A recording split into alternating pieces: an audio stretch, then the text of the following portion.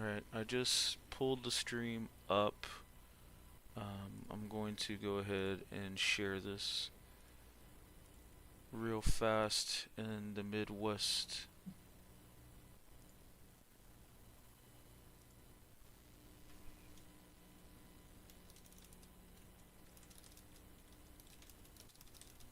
So you said this is Soul's team, is that Soul's team is washed up, right?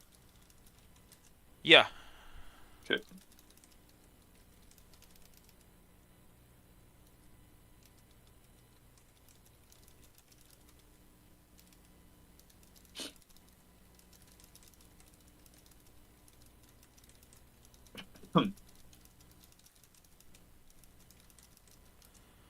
Okay, so yeah, we have washed up and load the cannons right now in the middle of game one. We're going to go over and spectate that. I didn't even post a link in Midwest. Let me do that real fast. Sorry, I'm going like 100 miles an hour here. You got it.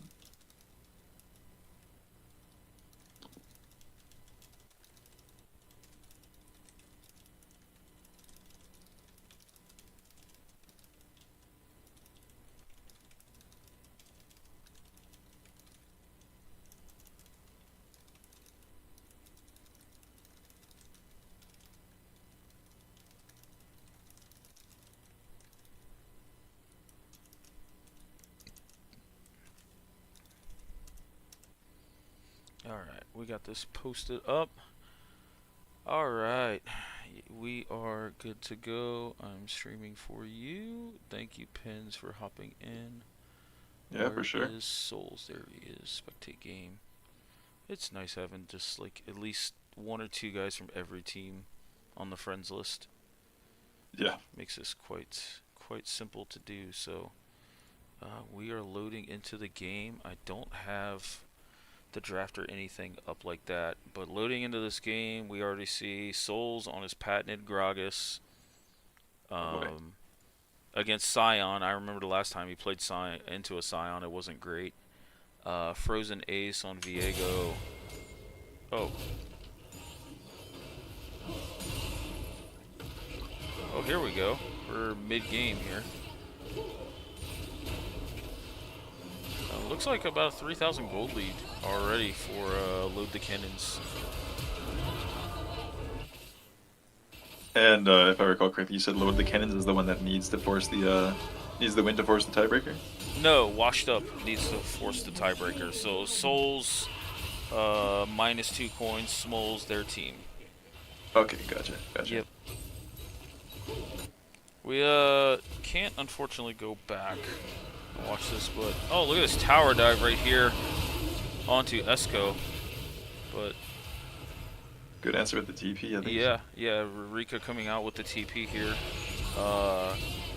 being able to get a return kill. We got a TF mid coming out. That's something we haven't seen in a bit here. Yeah. Syndra also, again, Syndra has been popping off this whole week. I think Syndra has been 100% pick ban this week. Clapping on the proxy farming Scion, by the way. Yep. Oh. But they kind of sniffed this out. Okay. The unstoppable force versus the immovable object. Turns out no one wins. But here they are getting Vacant Tech down. So looks like Koyo Nokan on Jarvan has definitely popped off a little bit this early game. 3 kills, already has an Eclipse going in, so he's not worried about diving in at all. And he's seen that his jungler's getting stolen by Frozen Ace here. Oh, okay. Frozen Ace trying to get out with the heist here, but it looks like that's not happening. But here's an engage by Strawberry Milk. It's before, but it might work. Yeah, Strawberry's Ignite ends up taking it off, and Strawberry ends up going after Smoles again. And there's Rurika's Syndra popping off 3-0-5 right now. Oh, so they got Strawberry on Rel. I love watching this dude play Rel. Remind me again, is this the guy who had like some of the highest damage in the game because he was like permanently fighting the whole time? Yes, yes, this is that same Rel player. Oh, wonderful. Yes, so this is a support player you would appreciate watching. If you are on his screen, he is going to fight you. Never a dull moment. Exactly. Oh, it looks like Nautilus canceled the auto attack there. Oh, he went for the Q, I believe. Rurika trying to tower dive. Smoles here. Was just very, very close to being in range. Interesting that I don't see the Roa build coming out for TF, knowing he's against a burst mage and what appears to be a lethality Caitlyn potentially. But here's Pun Pun going in on Strawberry.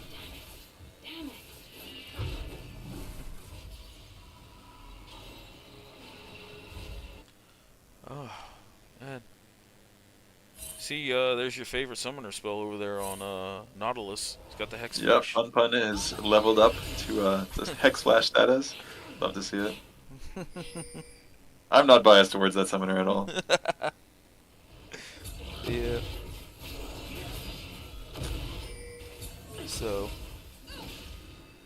No, I do think it's better when you're like on the aggression rate. So if you're actually like taking the we got some another collapse going on in Scion. Yeah. Oh, Vacant Tech getting caught out again, trying to proxy Scion, but see if Smoles ends up being able to TF ult in and get him. Looks like a fight over this. Oh, Vacant Tech just does not give a shit. Okay. And Soup ends up getting on Jarvan, getting the Rift Herald here.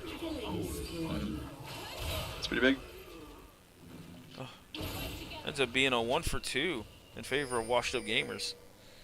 The washed up When grinding. you consider the objective value, though, I do feel like that's a pretty worthwhile trade, depending on what blue side here gets on the map for it. Remember what I said about Strawberry? If you're on a screen, Yeah. he's fighting. He don't care if there's a turret there. It's like a bowl, but every color is red. I like it. Well, in this case, it's a mechanical horse. Yeah, close enough, close enough. So, it looks like potentially we got like a one-shot blue card build coming out of TF here. I'm not sure how I feel about that. Yeah, I guess if you think that like your two primary targets are going to be the Caitlyn and the Syndra, neither of those are super tanky. So if you actually can get to the point of one-shotting them, then you should be pretty happy to do so. But that's only 2 out of 5 targets, right? So if you can't get access to them, and Caitlyn's pretty long range, then it's a different story. Yeah, I just feel like they've got to walk through so much, and he's got to put himself so close to danger. I mean, he's going AP on the second item, so there's not going to be a rapid fire coming out until at least third. Mm-hmm. Which I think against that comp he's going to want it. But Scion coming all the way from the Baron pit, ulting into this dragon. And Souls is just TPing into this. Let's see if Jarvan can potentially get out of steal. Oh, but there's a nice stop onto Rel. But a big Jarvan ult coming through, shutting down the Syndra here. And Washed Up look like they are moving forward with this fight. That Jarvan into right now. Gragas Wombo combo ended up taking out quite a bit of Load the Kennens.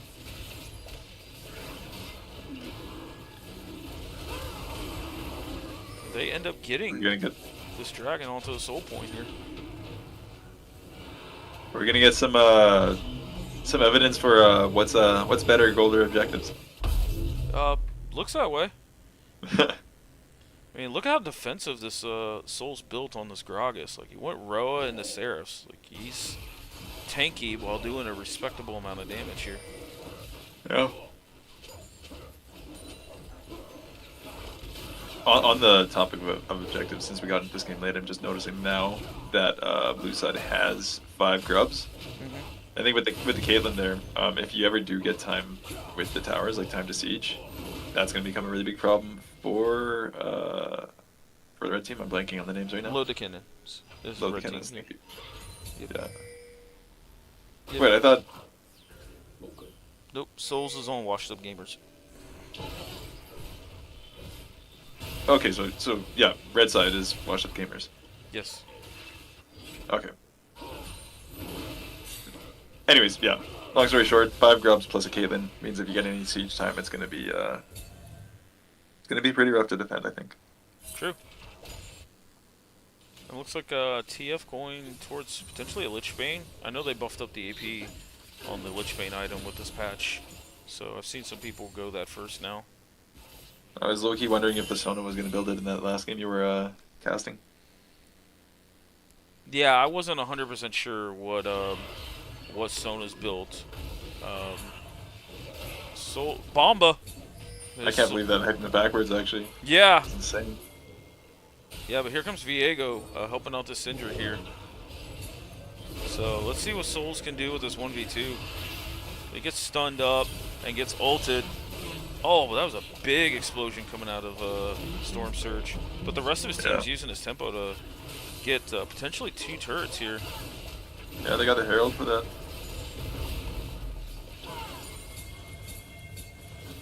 But here comes Vacant Tech coming down.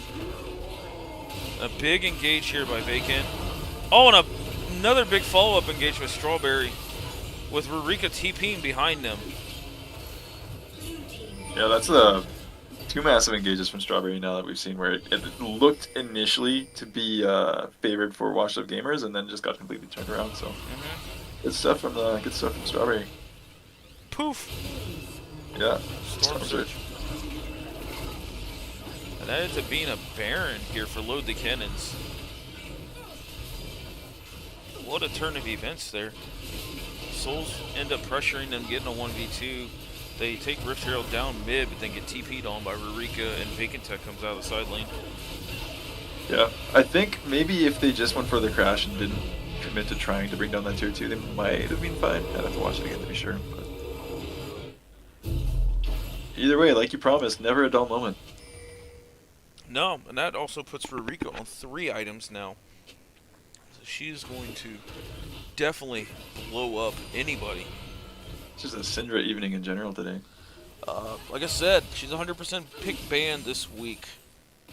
And it's an even split between bot and mid, actually. Wait, you mean like Syndra's being picked bot as well? Yep. There was even a nasty Syndra Nami lane where Nami just pushes E on Syndra when she stuns somebody, and then all. Yeah.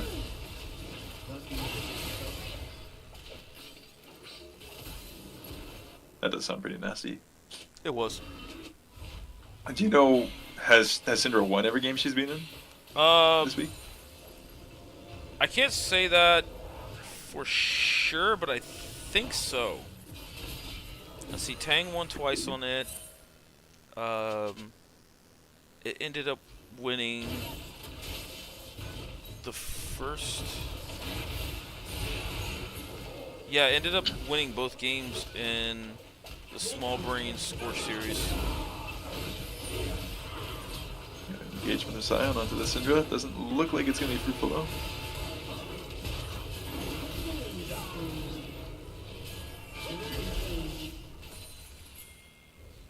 They ended up getting 3 kills here, with Dragon coming up here in about 20 seconds. It's been a pretty big gold swing in the past few minutes. I think last time I checked it was 3K, and now we're almost at 10. Yeah. Yeah, I got the chat up. Yeah, the camera we leave on automatic, just not to favor any teams. Occasionally we'll check stacks or stuff like that. But this is all just spectator based.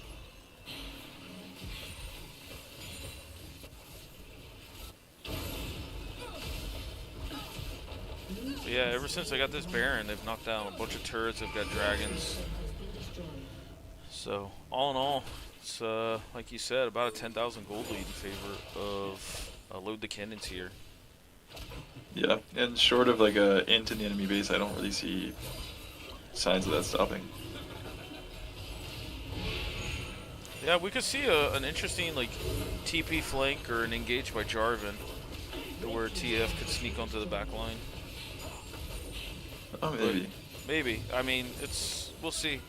They've do got a lot of beef to go through with Frozen Ace and Vacant Tech primarily. Vacant now being on 3 items, he is a big Scion. Oh yeah. And I also don't think I've seen too many points in this game where Load the Kennens have left their carries unattended. Right, so they've always had one of their tanks, or at least the Viego, to hold their hand there. Hmm. So catching them out is going to be a little bit difficult if they continue that. Yeah.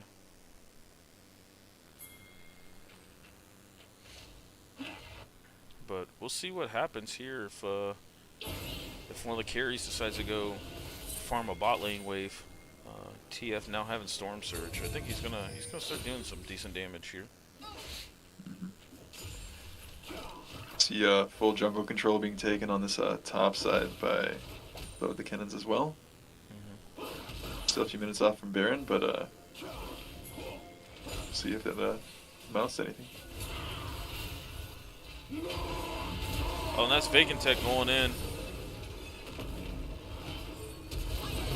Oh, and Strawberry with a big engage over the wall there.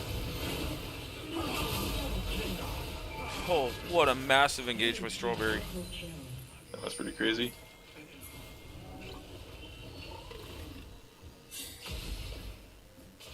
And with only souls and minus up, I'm curious if that's going to be the game, if they're going to try to end here, or if with Pun Pun coming up in 10 seconds, I think they're just going to back off. Yeah, I don't think they need to... Oh, but that's Frozen trying to take the gate. Oh, and he gets bombed back. So there's a shutdown going over the Kaisa. I think Frozen would like to take that decision back. Kaisa's quietly having a pretty solid game. Oh, but Soul's actually. trying to go behind here and create some opportunities.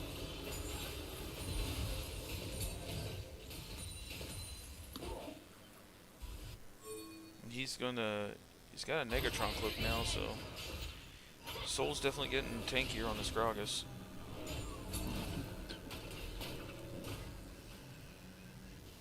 Jeez, these engages by Strawberry. I love watching this guy play Rel. Yeah, no, it's been a treat for sure. Mhm. I'm looking at this Kaisa though. Like I mentioned, 4-1-1. I haven't really been able to focus on it too much just because of how many solid engages we've been getting from Load the Kennens. But I think if there's going to be a way back into this game, it's going to be through that Kaisa.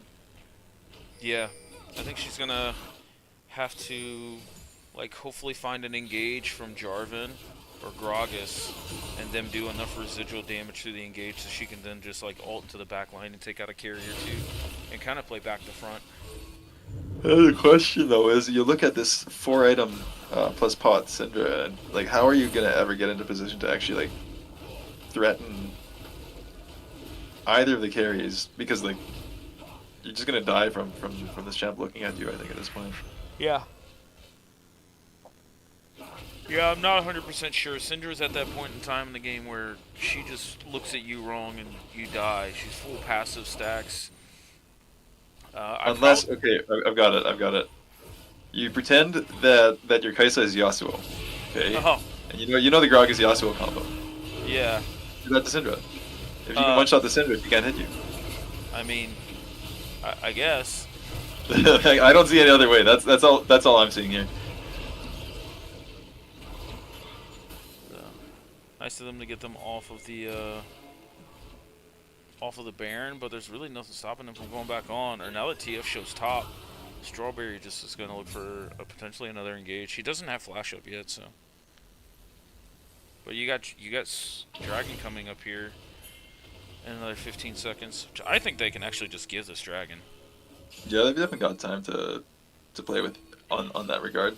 Getting a soul would be nice, but if you get it and you're still like 10k behind, then what happens when it all comes up, right? Like it might be beneficial to give even beyond just not thinking you could take the fight. That's a ballsy engage here, but it looks like they might have just picked out Strawberry. Nope. Sion was there to kind of control that space.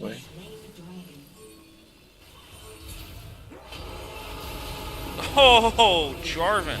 Bye. That was a lot of damage.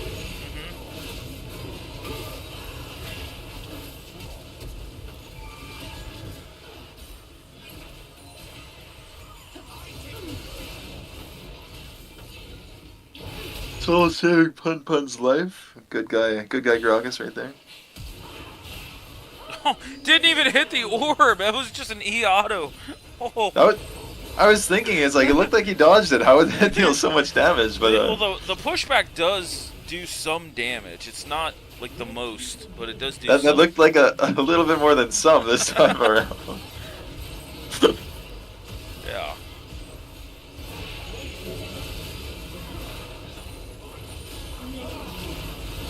Big Jarvan ult, but we'll see what happens there. Souls is still waiting for his ult to come back, and Jarvan just ends up walking away from that. Okay. Oh, I was surprised he didn't die for that. But... He will now. There we go.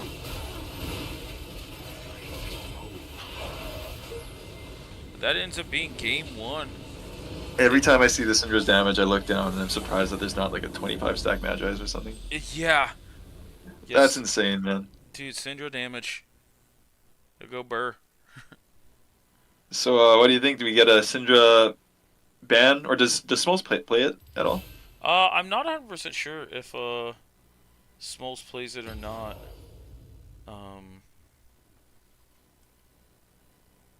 I know I subbed for their team last week, and Okay. they were pretty comfortable playing anything. So. Hmm.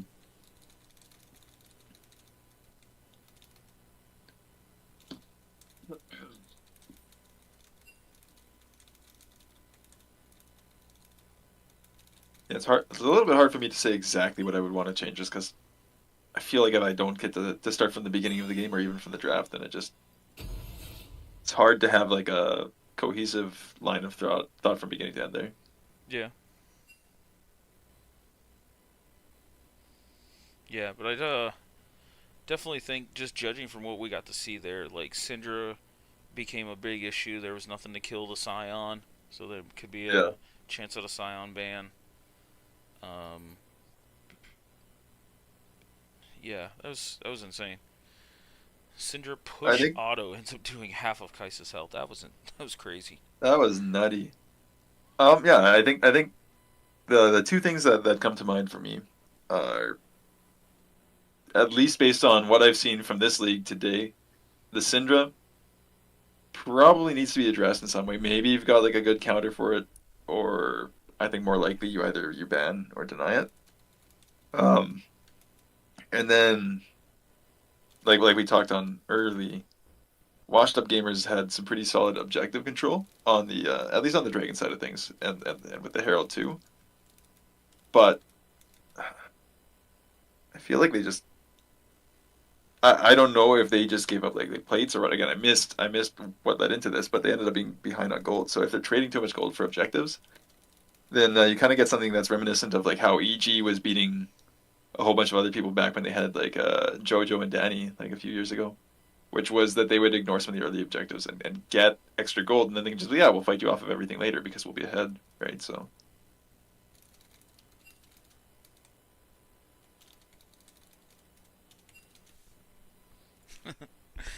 So, yeah, I just get Syndra out of these games. Like,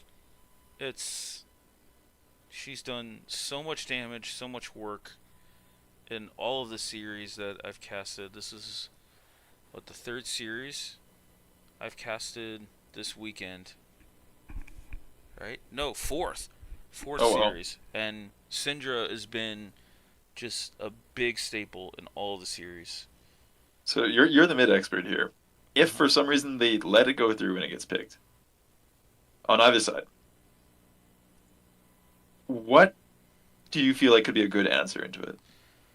So or is it just that good right now that you just can't let it through? It is that good. Like, there's nothing that just outright beats it from start to finish. There are certain like champions that can definitely push against her and say like side lane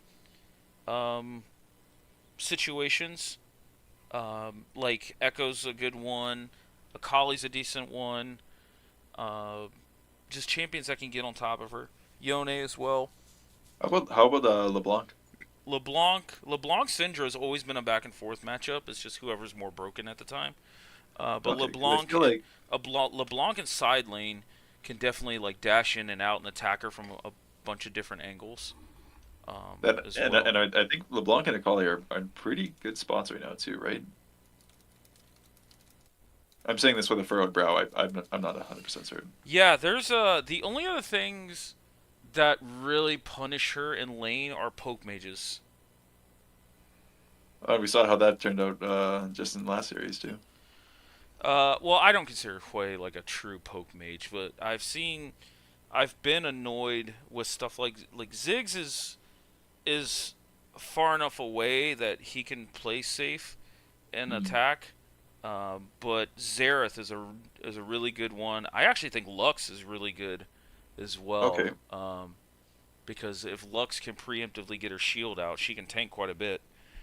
Um, they're both pretty pick heavy champions too. So if we get a comp uh that's looking like it's geared around that sort of play style, then maybe we can expect to see that come out. Maybe.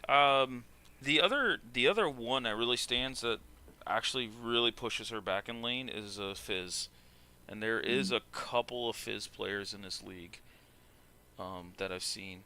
So Fizz, while it's about even in the early game, the moment level 6 starts to happen, LeBlanc or not LeBlanc, Syndra has to itemize much differently and much more defensively. My only issue with that is I feel like Syndra's job in terms of like how she wants to affect team fights is a lot easier than Oh Fizz's yeah, might be. yeah, you are 100%. It definitely. That's why I think a lot of people steer away from poke mages, is because they're so skill shot reliant that they're really difficult to play, and you got to put like a lot of time in to feel comfortable. Because a lot of the movements from the mid laners in this league are insane. Guys like Mm. Salt, Rurika, we seen Tang earlier tonight, and Ghost Tiger. Yeah. Just all of their movements are just so good. But Syndra just she scales in the late game. She plays into that burst mage fantasy, but then she also has like a really solid laning phase too. She's akin to like a better Victor. Like Victor can be a lane bully and scale. So so pivoting off of mid for a moment, right? We know that strawberry milk is going to be solid on engage, especially on this rel. Right? I haven't seen too much load the cannon, so I don't know what else this player plays. But how do you feel?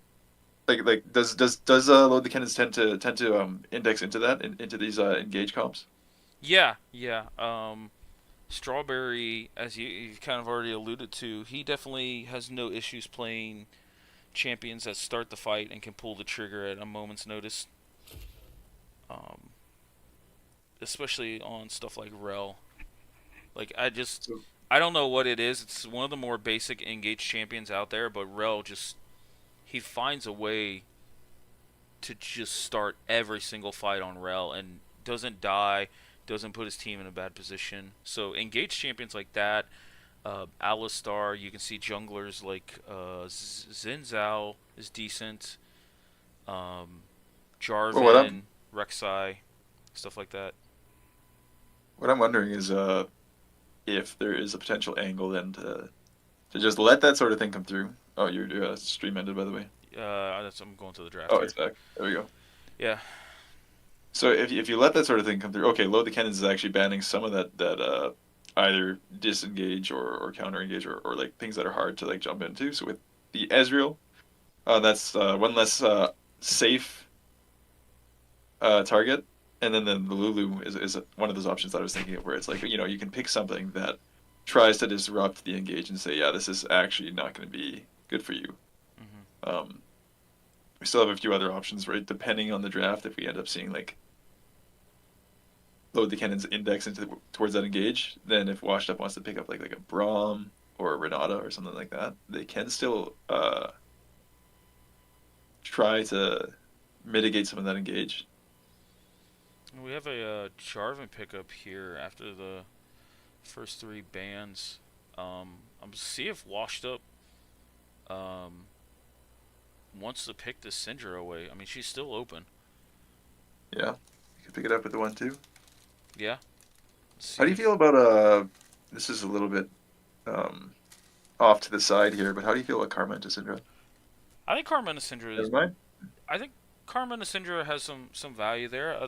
I haven't really played it out, but Karma can definitely bully her around. Doesn't really stop Syndra from stacking, but the shields and the setup that she can provide to ganking junglers, I think is really good in the Syndra. I think that's not a terrible Speaking of pick. ganking junglers, it looks like we're going to see a Mumu, unless that ends up getting flex to support, but I wouldn't expect it, especially Yeah. not into something like a Rel. Um. Yeah, the Mumu and the Ari are definitely more pick comp related. So I'll be curious to see where that ends up happening. But kind of looking back at the series so far this week, and okay, there's a Yasuo. Yep. Um, That's early to tell, but I assume that's going mid. Do you know how that matches into Ari? Yasuo wins every lane pre-6. like the his his level 1 is so good with E start that he literally just does Irelia things. He just jumps on you level 1, auto attacks you, and then you're as a mage there's nothing you can do. Um, Jarvan into Ziggs is going to be absolutely painful if Washed Up picks an immobile carry. yeah. Yeah, I thought Ari was a really good answer to Jarvan, but then again, it's just more setup here um, that I think they're planning on. Oh, that's not the most immobile carry. I actually like this response Yeah, by he can go Washed Up. through the Jarvan wall. I agree. I think it's a pretty solid option here. hmm But let's see if he can get off the ground. And strawberry milk, There's the rail ban. you're not taking that rail again. Yeah.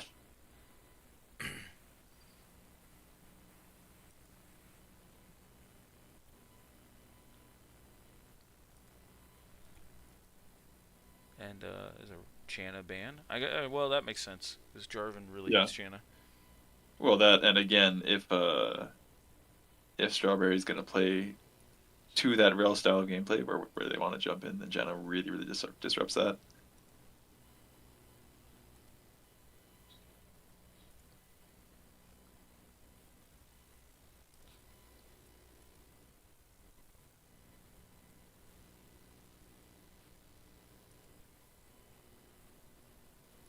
So right now, this week, with all the series I see on Battlefly, Syndra is 4 wins and 1 loss, Oh wow. with three, with 2 games mid and 2 games at AP carry down in the bot lane. A little surprised that Load the Kennens didn't want to just run that back with how well it performed in the last game. I mean, there's still a potential chance that this Yasuo could go top lane. True, true. So I do love this Malphite ban by Washed Up. They don't want to make Yasuo's life any easier. Yeah. And so we still have a little bit of flexibility out here. Poppy could go top with a Mumu jungle, or I've seen Poppy a or favorite Mumu. Poppy support as well, right? Like Poppy's actually I think a pretty reasonable three-way flex. hmm And if Poppy gets on top of Ziggs, she actually stops the satchel. Yeah. Also really good at denying Jarvan and Yasuo from moving around the way they want to. Orin's probably the next best top laner with knock-up synergy for Yasuo.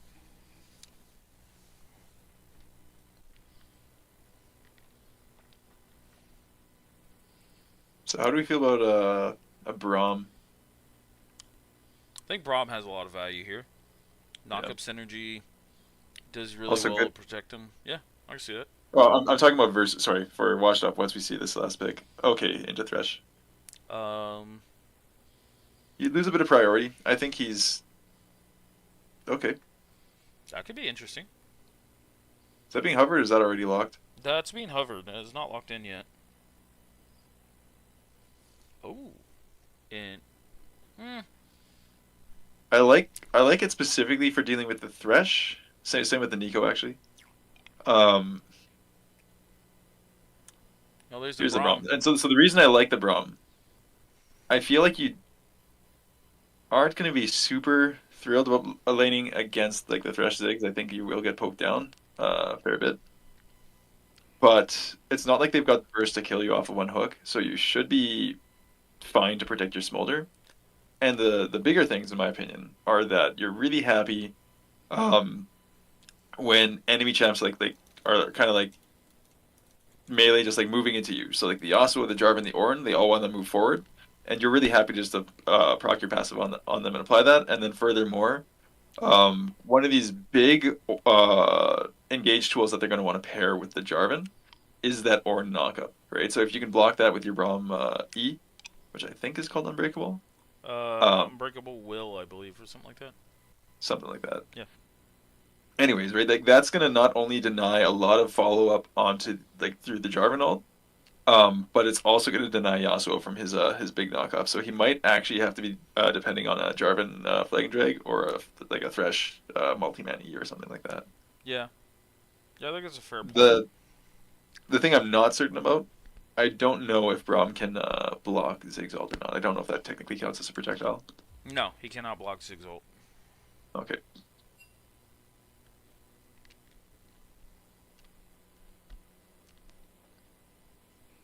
So, looking at these drafts, then what do you think about game plans for both teams? Um, I think Load the Kennens can definitely team fight. I think the team fight for Load the Cannons is they is very proactive based. Like they have to definitely make the first move and find really good engages. I think they do have some potential setup for the Yasuo, but not the greatest. To where like Right. if it was Gragas, Malphite, stuff like that, that Yasuo has like really big windows to R off of. It sets them up well. To where the side on the washed up gamers, they have a very defensive back foot type of comp that they have But no. Preston and Mumu. Well, I still think there's like while Oh, I'm not disagreeing. I'm just pointing it out as like a little bit of a outlier there. Yeah, but I could honestly say, in my opinion, that I think the Ari is actually a little bit of the outlier here Okay. because she likes to move forward. She likes to create picks, um, and dance around team fights. Yeah. I think I agree with that. From what I'm seeing, it looks to me like you mentioned, and we've been speculating already. Load the Kennens is gonna want to be doing the moving forward. They do want to be able to get those big solid engages off and get all their damage into like a big AOE on top of a bunch of members. Um, and so I do like that Wash Up Gamers has like multiple tools to say, hey, this is not gonna work, or we have ways of disrupting that with the Poppy, with the Braum specifically. Um, but I think they have also managed to get themselves a little bit of offensive tools, not so much in like a full-on engage. Like you could do that with a Mumu, and like if they're in a line, you could go Braum ult, but more likely, I think their offense is going to look like picks, right? So you get like an Ari charm into a Mumu Q, then you like Braum Q, with a bunch of stuff like stacking on top of that, and you look for like a quick pick onto like one of the key members on Load the Cannons. I think that's going to be how they find their advantages before the fight. Whereas I think Load the Cannons is just going to want to ideally attack from multiple angles where washed up gamers can't defend against all the options. Mm-hmm. Yeah, but there's still some defensive tools in the sense of like Thresh Lantern and Wind Walls that can really shut down opportunities for picks. So it'll be interesting. Sure. I think whichever team gets ahead is going to be able to impose like what their team comp likes to do. There is some tools from the washed up side, as you alluded to, with like a Mumu and even Poppy, just CC chains to create picks, especially in like corridor fights like the jungle. Yeah, I think that wind wall is going to also play a really big factor into how much value Smolder can get out of his ult, especially like once he gets like to his like 225 breakpoint and starts dealing that execute damage. Hmm. I think if he can't get that ult off onto the multiple members, that's really gonna hamstring their ability to team fight. So I wonder if there's gonna be a way for them to be able to bait that out or not. Yeah, I think Maybe with like Mumu Q1 or RE Charm or something. yeah, yeah, I think the skill shots that Washed Up have access to and can throw out, like there's able to be chained upon themselves. So Yasuo baiting it out on the very first one has a lot of value to where like he can't be as selective about it. Yeah. Um, but yeah, this is going to be a really interesting game. Braum has a lot of defensive functions, but there's not a lot of people on the washed up sides that take advantage of his passive. Like they can't proc it that quickly. Um, but likewise, Just there's a lot of magic damage that if a Mumu presses R, there's going to be a boatload of damage coming out from Ari Smolder. despite the Smolder pick here, I actually think I have to give the scaling advantage to load the cannons. I think Ziggs and Yasuo both do extremely well with lots of items, and I think that the Ornn is going to be like the cherry on top, right? Whereas even if it was kind of like a question of like, okay, like can Smolder with his execute damage make up for that? I think the Ornn bonus items are gonna tip that argument pretty easily in favor of load the cannons. Yeah, yeah, the Ornn items I think play a big key into this. A lot of the AP pen items, Storm Surge and Shadow Flame, the fact that they can just get more pen from the Ornn items, and there's not really like a true super tank. Like I say that in Poppy is a tank, but I don't think she's the degree of tankiness to say like an Ornn would give you or a Scion. Yeah, I think she can be surprisingly durable, but traditionally, I agree she'll probably go at least somewhat into the bruiser route. I don't think I've ever seen Souls play Poppy. Has he been playing that this split at all? Um, Not that I've seen. I didn't follow their games as closely. I know he's been drawing a lot of Gragas and a lot of Gangplank bans after he popped off in that week 4, week 5 series. Right. Um, but all in all, Souls has just kind of been one of those top laners that just plays whatever his team needs. Last week when I played with them, he even busted out a Singe game for old time's sake. Oh yeah. Um, Did he proxy farm and then camp your lane? he did not, That but play? but I think he did. Not this time around. No, I think he did proxy farm though. Oh, if you're Uh, Singe and you're not proxy farming, are you really playing Singe? that is accurate, but yeah, looking at some of these games he's here, he's got a couple games on Cho'Gath. He's got a game on Aatrox. Um, there's another Gangplank game. So yeah, Souls has just traditionally always been that guy that you know whatever you want him to play, he's down with it. He's a super just good top laner for that, as we both know. So, final thing I want to touch on before this game actually kicks off.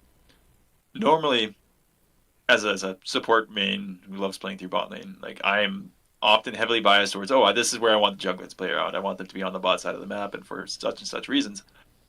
This game, I'm not really feeling that way. I actually feel like both of these teams are going to want to put focus on mid.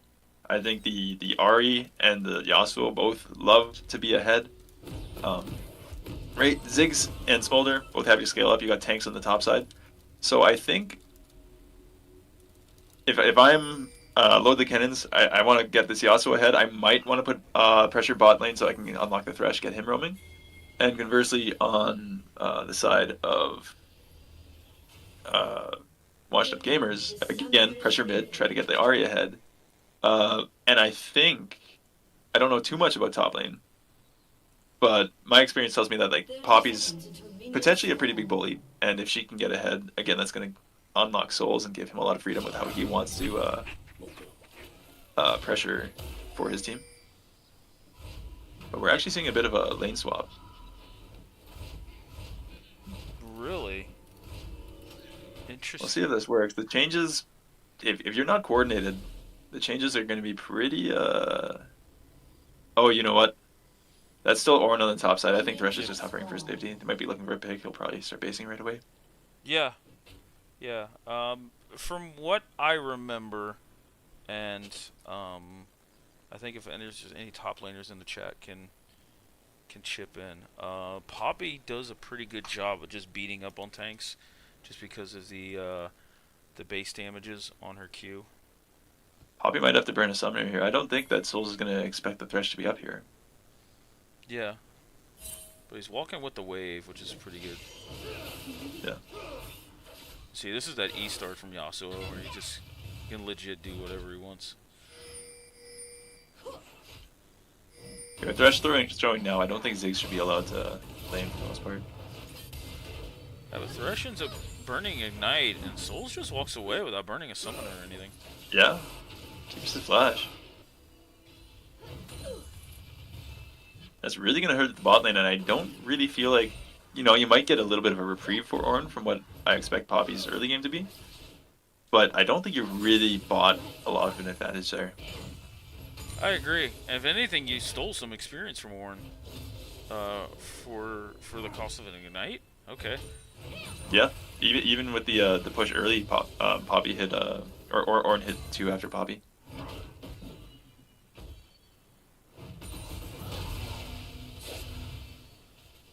So Ornn still has respectable damage on his W.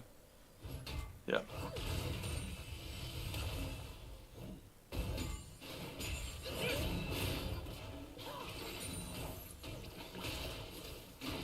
Here's an early gank by Frozen Ace on this Jarvan. Just did a full red side clear into bot. That should be splash actually. I think the Smolder can walk it out. Yeah, and that was a well-timed stun on the Braum passive to stop the EQ from Jarvan. There, delayed it enough that he had to flash for it. But a big hook there by Thresh.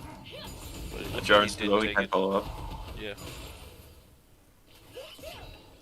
So, and honestly, like, while I understand the thought of Thresh going top and burning Ignite, like, you're giving Smolder, like, actual lane priority, and Smolder traditionally doesn't get that. So, being able to just set up and queue minions without worrying about Ziggs getting poked out or anything like that helps, like, just get Smolder's feet off the ground. We got a gank here by Mumu. Wind wall is down here, so Flash Forest. I'm a little bit surprised that the tornado didn't hit, to be honest.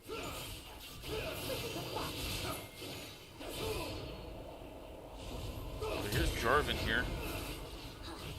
And a first blood going over to a Mumu. You know, Jarvan was hovering. Rurika just ended up playing with fire there on that Yasuo. Yeah, if you're Load the Kennens and you're looking to secure that playoff spot, this might not be the start you're wanting to see. Yeah.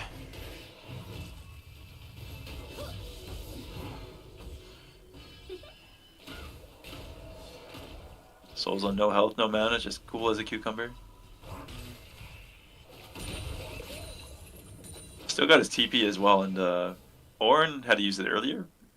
Pretty low on mana, so might come into play in a few minutes if he gets locked in the lane. See a call first back coming out of Smolder here. Definitely wanting to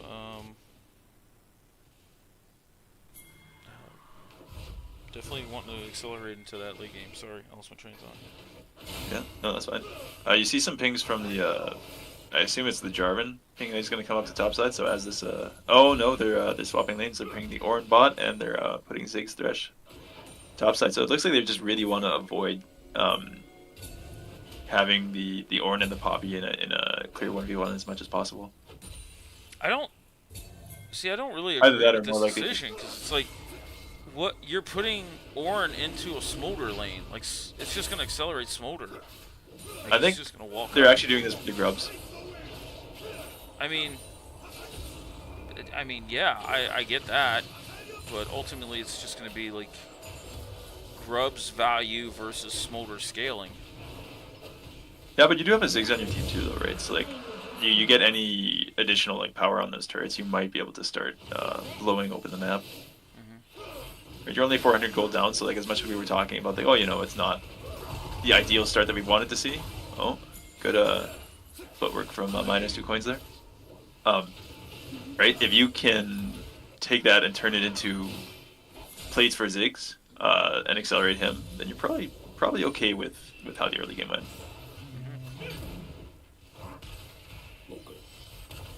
And ultimately, I think it's going to be worth it on the Void Grubs if they get all 6. If they end up splitting 3 and 3, then I don't think it was the wisest choice.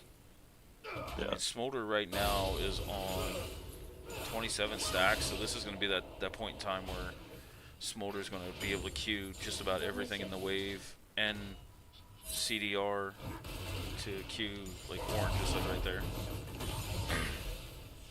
What I'm looking forward to seeing, yeah, there we go, more stacks, right? Like you're saying.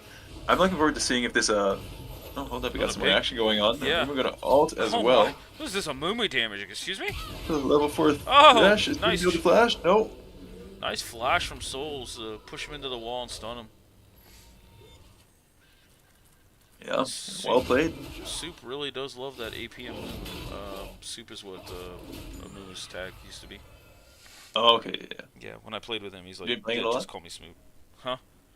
Has he been playing it a lot in this? Yes, he's played a Mumu quite a bit. All right.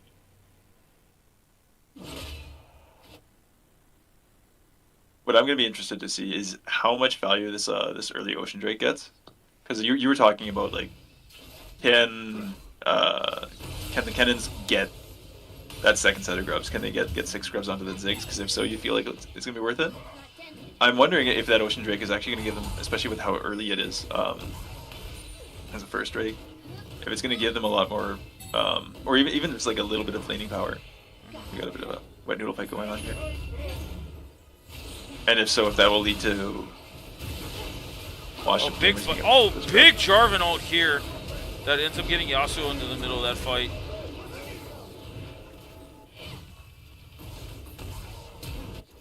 Oh, Vegatech ends up 1v1ing Souls up top there.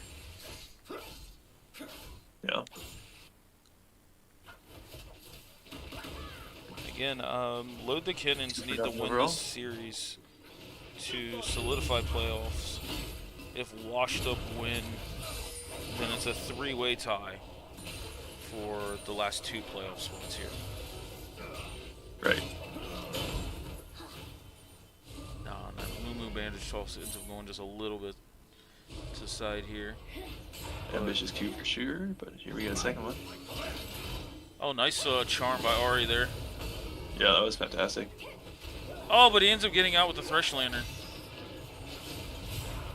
Thresh might have to pay for this though. Yeah. And that's minus 2 coins. Getting another kill on Smolder. I'm sorry, his first kill. I'm curious, how many stacks does the flash force out from Ziggs? How many stacks does the Smolder have right now? He's at 50 right now, so he's about 25 to 30 behind the traditional pace for mid lane Smolder. I know bot lane typically gets doesn't come close to the 10 per minute, but it's just a nice judge on that. Mm. So. And it also ramps up as you go later too. So Yes. Good block from Poppy there. See, Braum resetting.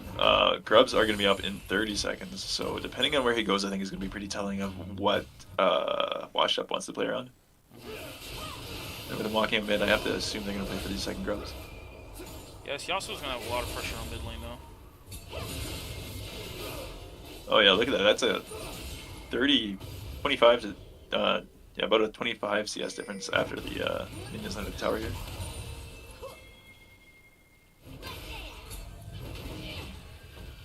Riddle doing a decent amount of work in this matchup for sure.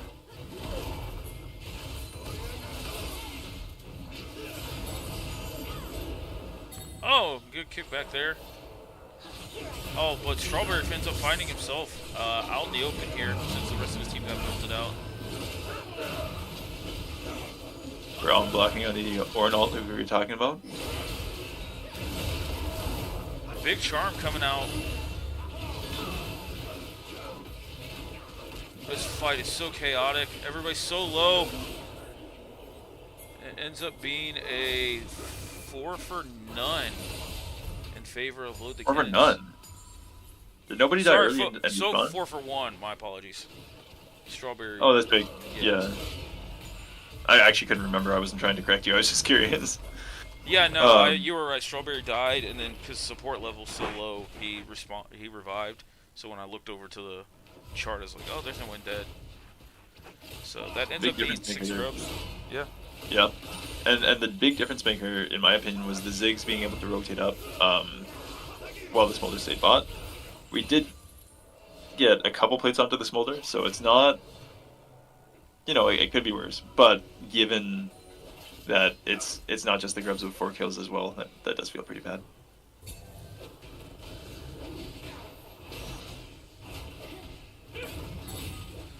Yeah, but with that being said, well, 2 coins is gotta end up running here.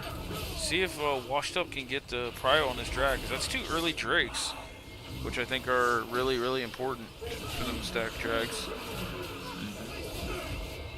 Could be getting a similar story to last game with the focus on drakes coming from Washed Up and Kennens getting the grubs and the gold. Yeah, but I think in this case, the Washed Up has a really good insurance policy. Like late game was Smolder. With the Smolder? Yeah. Yeah, I can agree with that. And also just the ease of execution on their comp, I feel like. Souls once again demonstrating that he does in fact have a reaction time faster than Roadkill. This Ahri's just getting punished around by Yasuo.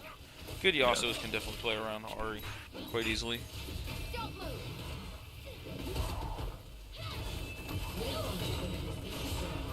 Oh, here we got a big engage down here from Amumu, which ends up getting a kill on the Esco's Ziggs here. There's a couple times in a row that Thresh's Lantern has been able to save the Jarvan though. We got an all-in up top lane here. See if Souls can get back one of those 1v1s.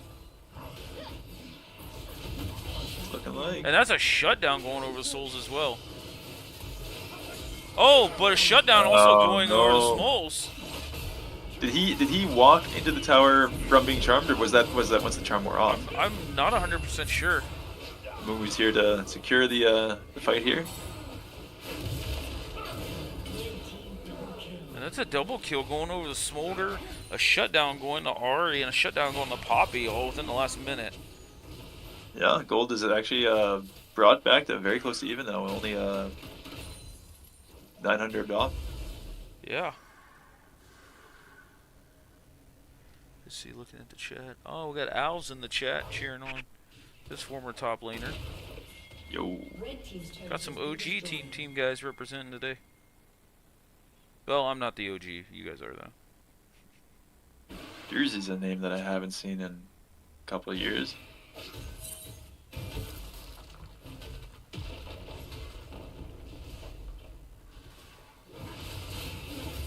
See if Vacant Tech can get out of this this front here, because everybody else is coming up, even though Esco's here. But Pun's Q ends up going off to the side here. And here comes a Soup on a Mumu. Big ult. Doesn't actually didn't have to ult here. We're looking to pick up another one on this Ornn here. Flash out from the Ahri. Yeah. And Mumu ult's just now coming off cooldown here, so see what happens here. Yeah, Yasuo coming up. Probably a good idea to just take the win. Yeah, I gotta hand it to Soups and Mumu. He's been pretty successful on the map here. He's been part of 8 out of the 11 kills for his team, and it seems like every time he gets involved, unless it's like a full team fight, like without like one member or something like but that. then he's gonna end up getting caught out here. You know, I'm hardly even a caster. Like, I shouldn't have this kind of power.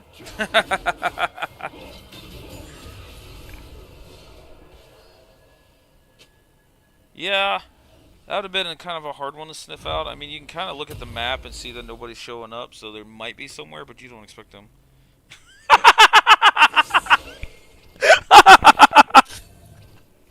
Can't believe I did that, man. Oh, please tell me you've seen that. I don't think I did. uh, Soup, after he died, he said he walked into Diddy's party. Oh, man. I was just not expecting that, so that hit way harder than it should have, but oh man, that's a good one. So we've got a Infernal Drake coming up in about 35 seconds. Yeah. Once again, the goal lead is swinging towards Kennens, but I do think that getting to Infernal at some point would be a really big advantage for... I'm sorry, my brain is not working right now. Washed up. Yeah, thank you. But Ari needs to start trending this way, or else they're not going to have the tempo for this. They do have the TP, and they've got a ward behind the Drake pit, so you know they could potentially look for a flank if they want. Yeah, but they're already starting this fight early. They did their best to interrupt the Poppy ult here to throw him away. So the fact that they were first there ends up spilling into a really big rough team fight for washed up gamers. But the Jarvan ult, by the way. Yeah, that Jarvan ult was massive. That ends up being a 5 for nothing here. Plus the mid turret. Plus they're almost certainly going to get this Drake. They might get 2 mid turrets off this actually. I think it's going to end up being 2 mid turrets of Drake. Maybe the third. I don't think they had it. They summoned the Herald mid earlier, and it's dead. So I assume that went down to tier 1. Yeah. So 3 turrets, 5 kills, and a Drake, all from one play. And with that, the gold is over 5k. Yep, and Ornn, level 11 now, level 13, he'll start upgrading some items, so you got that coming into play as well.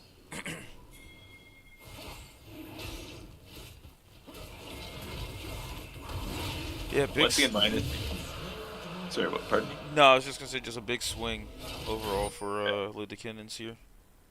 I was gonna say once again, -2 coins is looking like he's in a pretty solid position in terms of how fed he is, but still behind the Yasuo here. So we'll have to see if he can make a difference or not.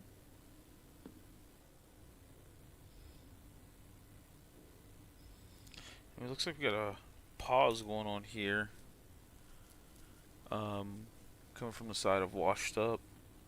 Not sure if they're having an internet issue or what's going on, but I'm gonna use this opportunity to get a drink. Good idea.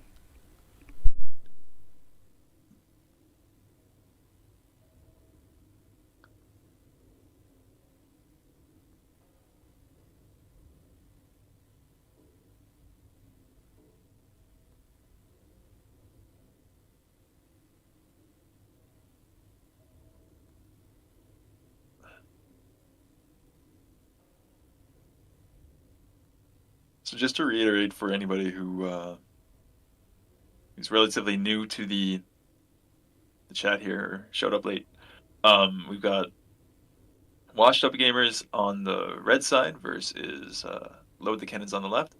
If Load the Kennens wins this series, they're up 1-0 right now. If they win the series, they're locked in for playoffs. If washed up gamers wins, it's still not a guarantee, but they're fighting for their playoff lives here in terms of if they lose, they're out.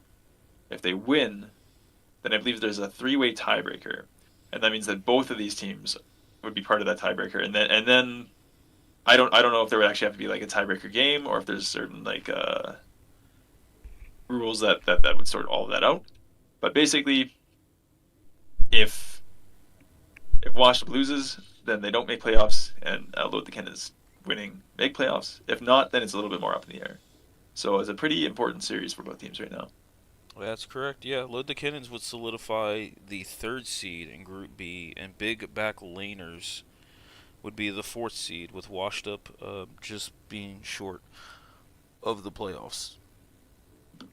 But if Washed Up does take it, then there's a tie between Load the Cannons, Big Back Laners, and Washed Up. And I don't know what the exact tiebreaker is. I know head to head is part of it, so hopefully one of those teams beat the other two, so they can be in. But I'm just not sure what it'll go to that. We thought potentially we were gonna have a 3-team tiebreaker in Group A, but it ended up not being the case. With Insane Bananas tying with Scorch. Scorch has the head-to-head against him. I wish that Insane Bananas changed their branding from Posse to what's the word? I can't remember. My brain, it hurts. Squad. There we go. I wish they would rebrand to Insane Banana Squad. Yeah. So. Oh, pause is over. Looks like a potential pick onto the Ziggs. We got the Poppy over here as well. Yep. And a little bit of lag here. I don't think I've ever seen that frame of Braum Salt before. Nah. Especially that left arm. That looks like it needs to get checked out. Yeah. Those are some pretty cartoon pause. There we go. Never mind. All right, so let's get another kill. 3 and 3. Yeah. I feel like if you're washed up gamers here, what's your way back into the game? What do you need to change to try to make sure that you can actually? Oh. It looks like they're kind of doing it. We're getting that pick style that I was talking about here. Yeah. They're doing their best to give it over to Minus here. Actually coming out of this pause. See, he's at 132 stacks, so again, he still needs about another like 8 to 10 minutes to get to those stacks. Yeah. Well, looks like they're keeping him mid to try to get him up, but we got another pick going on. Ziggs all coming in. I don't think that's gonna make the difference. Yeah. But Jarvan is able to flag and drag out of there. Looks like they might be looking to collapse. We'll see if we get a Ornn ult. Nice movement from Minus, but there's a big Ornn ult into a big Yasuo ult coming up here. A little surprising that the Braum E did not actually block the ult there. I'm wondering if it just came up like right as Ornn's ult came through, because I've seen him block it reverse before, right? So I know he knows about that. So I'm just assuming maybe it was on cooldown from the previous play. Looks like it's coming just off cooldown. 2, 1. Yeah, he just got it up just a frame too late.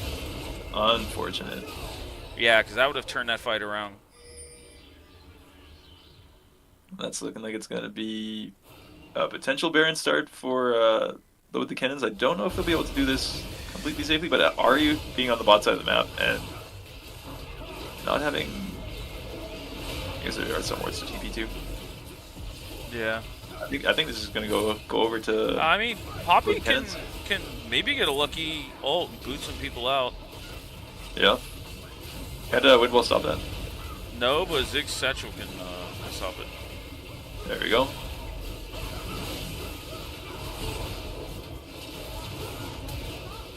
I mean, did it reset the Baron? No, it looks like Frozen Ace did quite well hitting that Baron.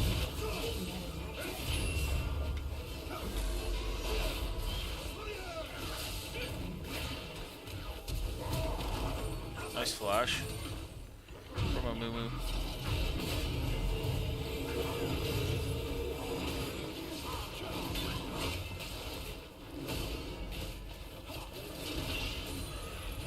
So it could have been worse. Yeah, I think one of the things that I would like to see Washed Up gamers do is start start bringing all of the members over for these objectives a little bit earlier. Normally, I'd be a little bit more hesitant to say like leave those parts of the map until you need to, but I feel like every time that they've started trying to set up, or maybe not every time, but multiple times, the Kennens have shown up with more members, with 5 members, and just basically like started a fight and run it over before everybody from Washed Up can get there. And I feel like that's been the majority of how they've gotten their leads in this game. So I think Washington needs to be prepared for these fights to start a little bit sooner. There's a boatload of CC getting dumped on this Yasuo, and a shutdown going over the Souls here. Mm-hmm. That's one thing that they have been doing well is finding these opportunities to pick off isolated members of the Kennens. We've seen that around this Braum, Amumu, Poppy on multiple occasions this game. Yeah. They've done really well with just like grinding back just when you think Load the Kennens is like just got the momentum in their favor. They'd get a random kill or something like that. Mm-hmm. And once again, they do have that insurance with the Smolder. I'm just concerned that it's not going to be enough in the face of the Yasuo Ziggs scaling plus the ornaments over top of it. Yeah, the ornaments are going to start coming out here to inflate that gold lead even more.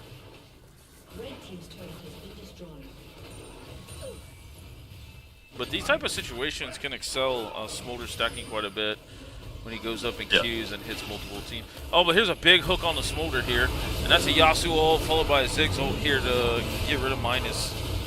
They're all locked in under the tower, but it does not look like they can. No, Orin ended up taking the aggro from the turret, so what a big wombo combo there to take care of the Smolder. Mm-hmm. Props to Kennens here. I feel like a few series that I've watched in this league, when a team has a big lead, the biggest throws do come in the base. So the fact that they're able to pull off that under the tower play and get a positive rather than following a couple steps back is, I'd say indicative of their. That's a double kill over to Ari here. This game's not over yet. I have the power.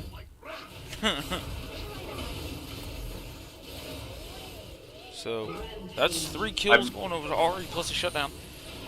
I'm now opening up my PayPal. I will cast a curse for $50. Let me know which team.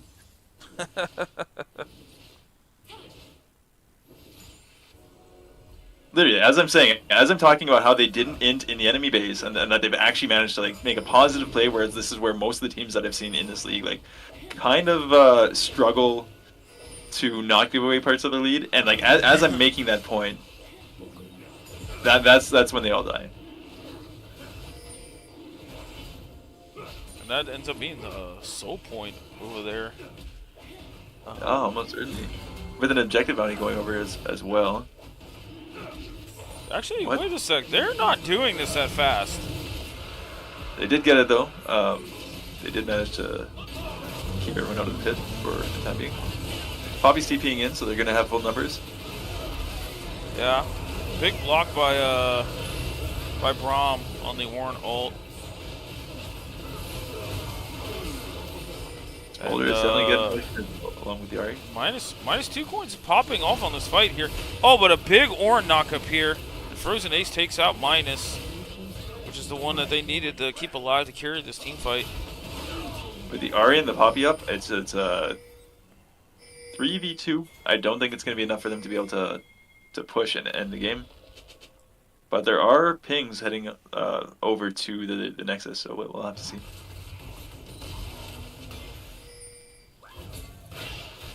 Yeah, and Amumu just spawned as well, so.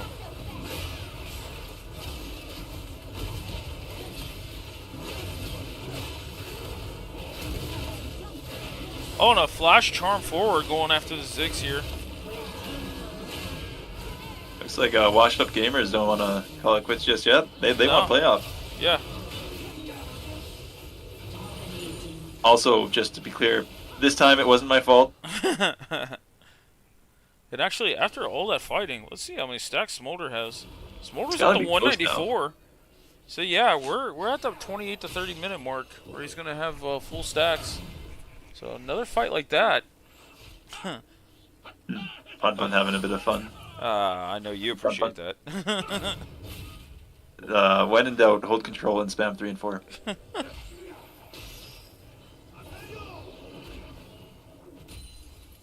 Tornado just expiring right before it hits Braum. Might have missed anyways, high ground, low ground, but I don't know if he would have taken it. It wasn't really. It would have hit if that was me. Yeah.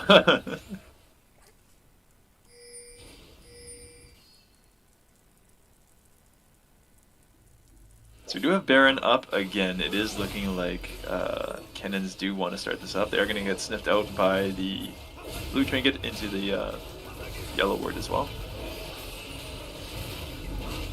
We got a full... It's not going down super fast. 6 damage though. Oh, wait, it's a bait. The double TP. They're just trying to finish the game. They've got Ziggs, because can he satchel the Nexus? No. But his passive procs will work on it. RETP is going to be in time? And that's don't think so. They're going to end up... Maybe? Oh my god! But Ziggs though. Oh, but Poppy! Oh my god! What a sequence. Fun play. I don't think it ended up being worth it though. You can see they're throwing down those trinkets, or the pink wards, sniffing out for any potential TP wards, but the only person who can TP now is Orin, right? We've got the Yasuo and Ziggs TP down for like another 4 minutes or whatever it is. Yeah. So they should be relatively safe as long as they got somebody prepared to deal with Vacant Tech. Smolder's at his 225 now, by the way. Boy, what a desperation push. This game, again, to solidify Load the Kennens' 3rd seed in Group B. And Washed Up Gamers trying to win this to make it a 3-team tie for the last 2 playoff spots. Yeah. Wow, what a game. I'm just sitting here trying to figure out, like, did they need to go for that play? Did they feel like they were going to lose the team fight otherwise? Because I know they had lost a couple, but that was in the opponent's base, right? Like, I felt like they didn't need to play that desperately. I think they could have taken the fight by Baron. They're going to end up getting Baron, but let's just see what they end up... Yasuo Windwall's down here, by the way. They pelted out the Thresh, and that's Smolder. -2 points popping off. Braum blocked the Ornalt as well. Yeah, but Yasuo jumping on Smolder now. Double kill for Smolder.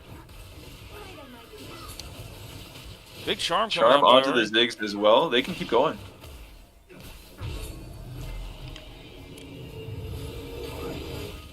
Oh, nice stop. I think they're going to end up getting out anyways. Braum might keep chasing, but... Yeah, but now they have tempo to get this Dragon Soul here. Yeah, which just spawned as well. You have to be a little bit careful. There are no wards in their base, but I don't know if Washed Up Gamers are confident of that. And Orin TP is back up. Yeah, but all the inhibitors are back, though. Yes. Yeah. So this is going to end up being a very interesting team fight overall. Because now you have all 5 up. Rurika's going to be just a little late getting there.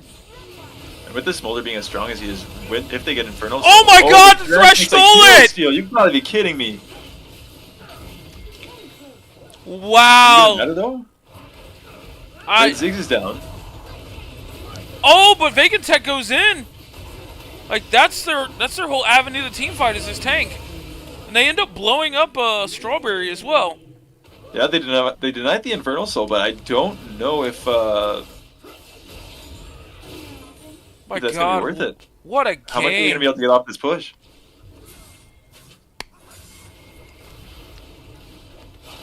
Also, I didn't realize, but Ahri has really come back from the deficit she's been in against this Yasuo. Yeah, they went for the desperation play, trying to jump on Ahri or jump on Minus, but he flashed out of the Jarvan ult. Oh, nice dodge by Minus there. Yeah. Doesn't quite clear out the minions, which means Oh, they might nice. be able to go for the end. They're taking the inhib right now. How hard are they going to push? Are they going to back off with Vacant Tech coming up? It looks like they will. I'm at this point, I'm kind of scared to say anything.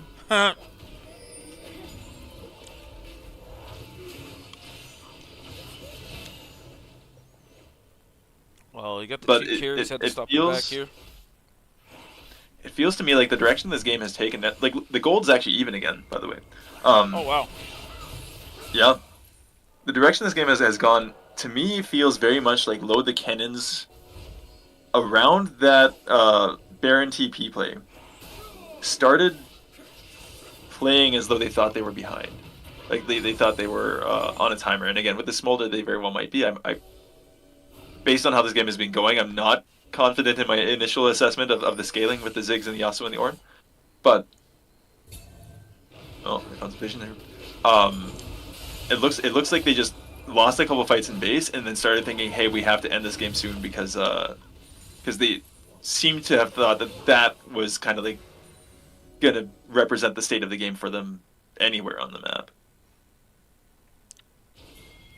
I don't know if that's actually what they were thinking, but that's how it feels to me. Yeah, they played with like a sense of desperation, like they felt like they were behind, even though I don't think they really had like fair 5v5s. Now, with that being said, Washed Up has played these team fights super well.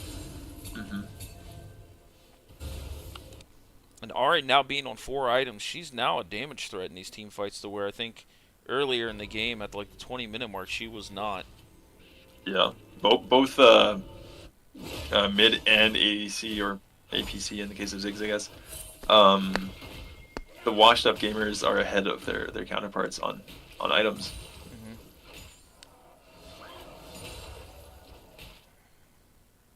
And they're still behind on gold actually overall, which is kind of funny.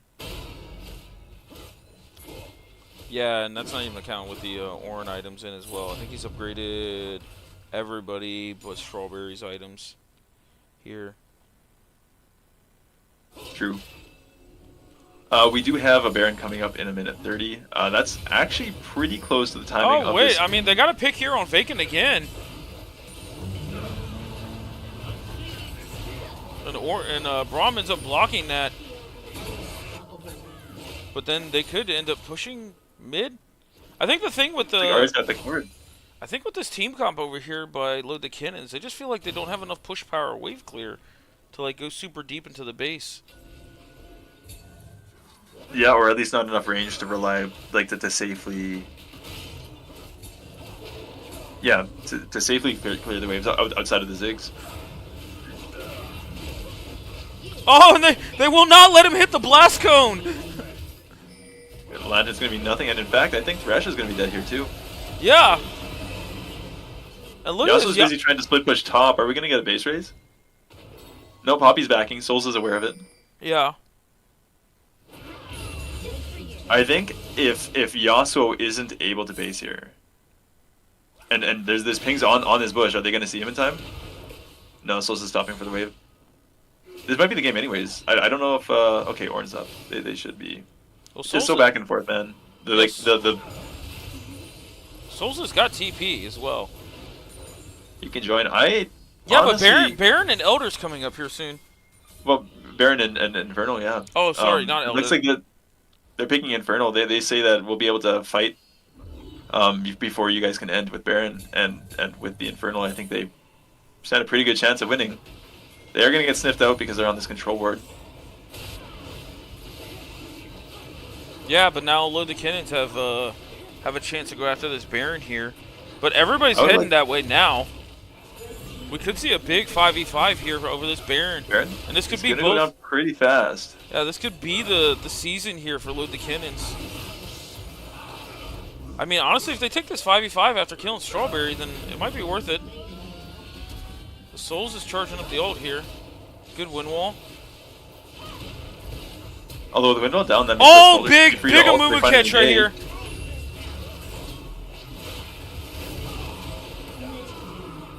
And now that separates Vacant Tech, honestly, from the team as well. So this is going to be 2 going down here. Oh, this And if you game. look at the waves, there's nothing immediately threatening the base of well, either team to be fair, but they have time to. How is Ornn so fast? Did I miss something? Good question. Um, Oh, never mind. You're not going there. that was fun. But the point is they have time to chase down this Ornn. Like, sure, they'll lose a little bit of time with the Jarvan down, but like they weren't in threat of losing their inhibitors again. They weren't in threat of losing their base, and this is just gonna give them more control over the map. It's gonna be one less Baron to deal with, and again, just more time with members down, so they can continue to force advantageous plays with this hyperfed Smolder and Ahri, with this Infernal Soul now. God, what a game. What a fucking game. I really want to comment on what I think the game state is, but I just... Yeah, you don't want I'm not even superstitious. I don't even believe in caster curses, but I still can't bring myself to do it.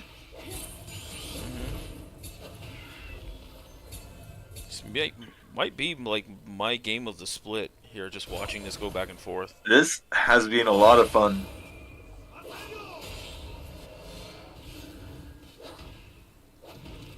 I think it's gonna come down to like if Washed Up can get another pick on a priority target. What are the odds that this goes to Elder? Like, I don't think it does. should. I think either team, if they can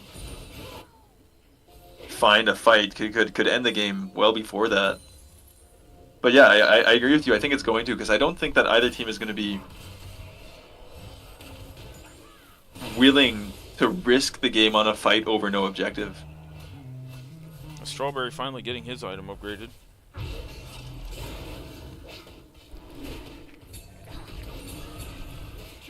Yeah, this is and I mean Elder plus Smolder is going to just be insane amounts of burn and execute. That does stack, right? It's not just like the overlap. It's like the executes don't stack, but the burns do. Oh, okay, you're true. Yeah.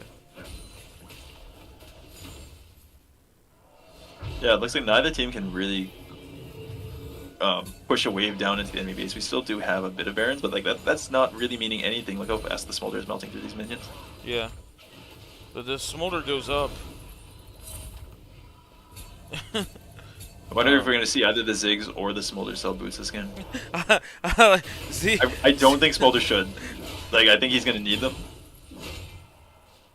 yeah, and I'm actually curious.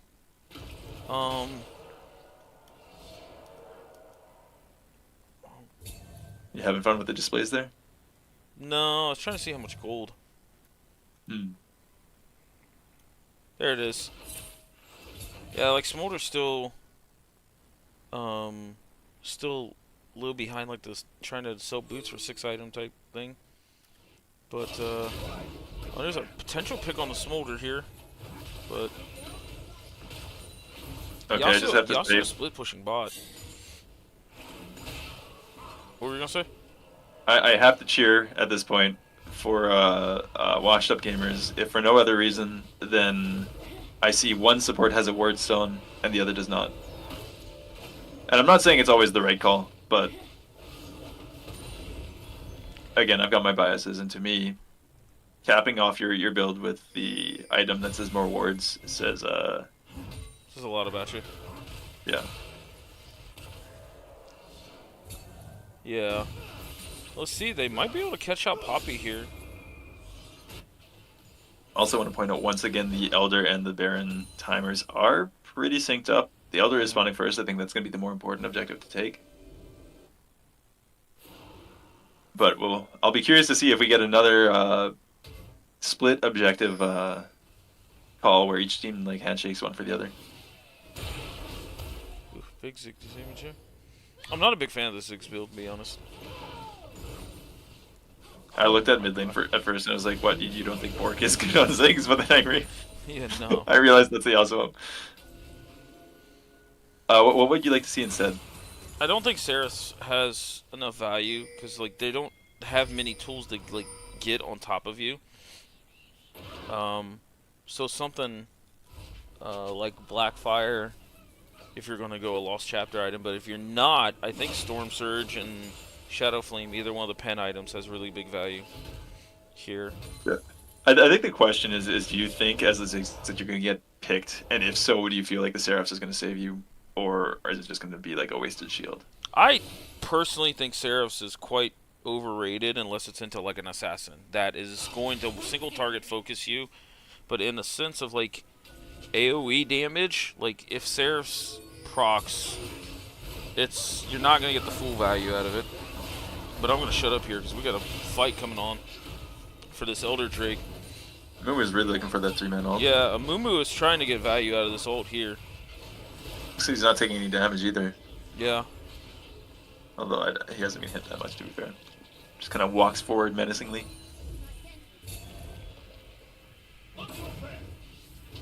Poor guy just wants a friend. Oh, big catch. Big catch over here onto the Jarvan. Yeah. Oh, what a big catch here. That doesn't move all down, but you know, with the other jungler not even being able to play the game, I'd say that's a positive. Oh, wait, Strummer! Oh, I thought he was going to do it. Yeah, I think the Q just expired as he landed, so he wasn't able to. Yeah, you seen what I was thinking of. Oh, yeah. And there's Smolder. Still gets it alive. Smolder's carrying this team fight. Yeah, who needs an Elder when you have a Junior? I like it.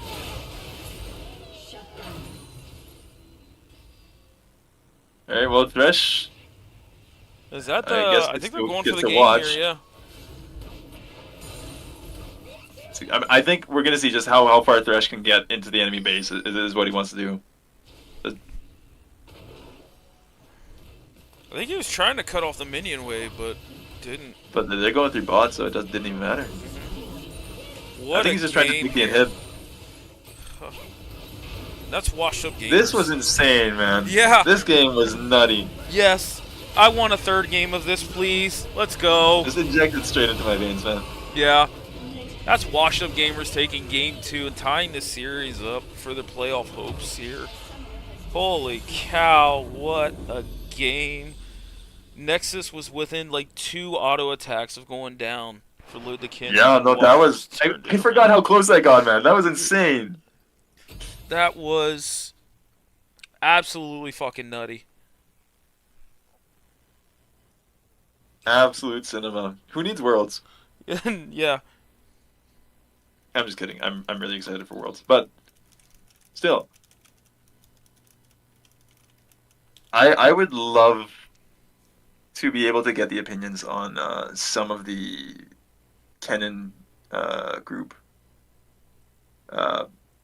regarding how they felt about the game from like the point where that Baron TP play occurred, because it was cute. Like I thought they were actually going to be able to end off of that, right? Like even when I'm talking about it being like a desperation play, like that's only in hindsight, where it looked like, well, I think they probably could have just taken the straight 5v5 at that point.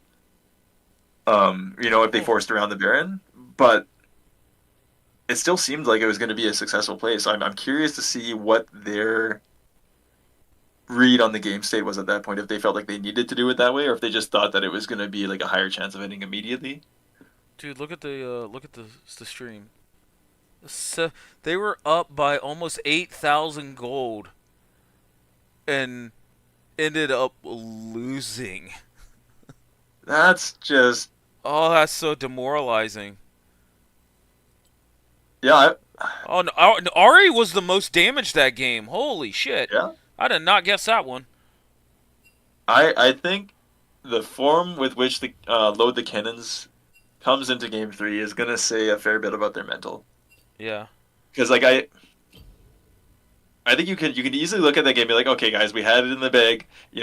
We made a few mistakes here, got over eager in their base, maybe dropped the ball towards the end. Right? And you can just kind of say, don't worry about it. We'll go back in. Game 2 never happened. This is Game 2. We just beat them in Game 1. And just play a solid game and take it, right? Mm-hmm. But on the other hand, right, that game was so close so many times. There's so much back and forth that if that does get into your head, you can kind of just start being like, man, like we can't close out when we're that far ahead, like with that kind of lead in mid. With like, however, did they get 3 Barons that game? I believe it was. Right, so you could look at that and be like, man, like if we can't win off of that, then how? So basically, what I'm wondering is, is this going to affect them going into game 3, or are they going to be calm and collected and show us the same early mid game, I'd say more mid game strength that they showed us in the first 2 games? Yeah. When we got the draft started, I swapped it over for you. Uh, I'm not seeing draft. I'm seeing some YouTube stuff. no, wrong window. Whoopsie. Ruh-roh. Whoa, Waggy. But hey, we got a game without Syndra. Didn't even have to get banned. True. Okay. True. Actually, speaking of bans, these are looking a little bit different this time. Washed Up Gamers is going to be on blue side. Okay, Load the Kennens is still keeping the same bans. They feel like they can just run it back. Washed Up Gamers, are these bans different? I don't recall seeing the Silas Yone ban. No, Okay, it was that's the Silas same. Yone Tristana. So yeah, it's the same then. Yeah, it is the same. It's the same. And we're seeing that Ari come back. I wonder if they'll run back the Yasuo into it. Because again, it felt like it was doing well early. Like for, I'd say the first half of the game at least, and it was a long game, right? So like realistically all the way through mid game. I'm not seeing a picture, but I'm seeing Jarvan 4 in the text there. Yeah, sometimes There we go. you refresh it and it pops up. Sometimes when you refresh it, it takes a second, then it'll pop up. Like I was just busy trying to figure out if they had. Okay, and we're Hey. gonna get the Rel earlier. Yeah, and they left Strawberry's Milk's Rel up. Which, this is gonna be a treat. Yeah. I think this would have worked better with the Ziggs than say than the Thresh would have. As well as the Yasuo, by the way. Yeah, and I really like the Poppy early pick here for Washed Up, Yeah. knowing that it can either go support, jungle, or top. It doesn't show anything, but when he's showing Jarvan Rel, Poppy does so much to prevent those two from doing a lot of things. Okay, and it's looking like at least they're thinking about pivoting away from the Ziggs. They want to match some more of that consistent 80 carry damage, I think, instead of leaning heavily into poke. Boy, what a game. Sorry, I was going over some of the stats. It ended up being 4 dragons to 2 and 3 barons to none. Don't forget about the Thresh stealing that one dragon, by the way. That Yeah, could have been yeah. a way earlier Infernal, Soul, and Elder. Yeah. Yeah, you can forget about that. The fact that Load the Kennens lost with 3 barons. I have 3 to, barons and 6 grubs. I just didn't expect like the fights to start turning around like that. Like There's the syndrome. I have to reevaluate just how well I thought Smolder scales because it's clearly good. But I thought with the nerfs, it's like it's only like kind of good, like the execute doesn't deal that much damage, the burn isn't going to be that bad, and then you get to 40 minutes, and all of a sudden it's like, well, now it is. The Smolder is 6 items, and however many stacks. Like, if the game goes long enough, it's that bad. So Yeah, I just think the whole thing was looking back at the previous game. They just didn't have the greatest engage to get on top of Smolder. I mean, you had Jarvan Yasuo, but Jarvan just wasn't as consistent to proc Yasuo ult. I don't think we've seen a whole Yasuo ult for any of the last team fights until the team fight was already decided, basically. speaking of Yasuo, we are going to see that band away. I think I agree with that call. Again, it was pretty problematic for the Ari to deal with, and now with the Rel instead of the Thresh, I just feel like it could be so much more potent. Although without the Ziggs, you don't get a damage split then. So I'm not certain, in hindsight, that they needed to get rid of it. Mm-hmm. It's Oh, just it's a gonna be... Kog'Maw mid! All right. Oh! I'm pretty Do you confident think this is they- Kog'Maw mid. AP Kog mid. I think you'd be right. And actually, this is I'm such gonna- a I'm good gonna- pick here. Go way off the deep end here and suggest that there's an ever so slight, unlikely, but ever so slight possibility, depending on what washed up blocks in here, No, I think I'm cooking too hard. I don't think they would ever be cog top. Too immobile. Oh, I like this Volibear pick here. So that's might be Poppy Ruby top or jungle. support. I'm Yeah. pretty sure that Volibear is Soups or Koyo no God. I'm With pretty the sure that's Amumu his ban, Volibear. yeah, I guess. That Amumu did a lot of work throughout the early Oh game. yeah. And also even finding picks late too at the beginning of those fights. So I'm not surprised to see that banned away. Do you think that they flex the Smolder mid here? Oh no, sorry, it's Ari mid. Ignore that. Yeah. No. No, but that is ends up being a Poppy top Volibear jungle. At least I would expect Souls It to be could playing the be Poppy. Volibear top Poppy jungle, Yeah. right? It could still be a flex. Does Soup play Poppy at all? I Soup plays a little bit of everything, but Okay, I've seen him play the Volibear a few times.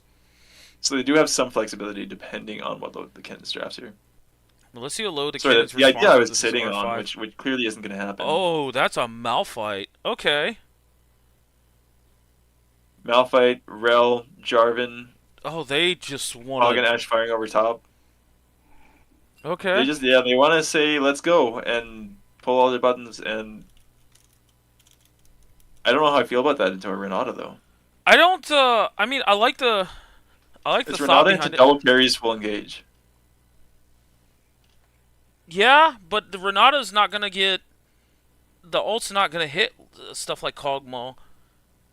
I mean Ash, but Ash Maybe. isn't gonna melt these tanks. I think that depends on how late into the game we get, but yeah, you could be right. And I will also admit that I don't think that Malphite is the easiest engage to play Renata into, right? Like, Hmm. she's touted as, oh, counter engage, they dive in and you press R and team fight is won. Um, when the person diving in is unstoppable and knocking up your whole team, it feels a little bit different. Hmm. But at the very least, like if you can start channeling that, you can at least disrupt any follow up that's going to be coming through onto your team, right? So like let's say that Malphite R and Rel like WR all goes off, and everybody else has to spend that time auto attacking each other or running out of your cloud. I'd say that's still a win, right?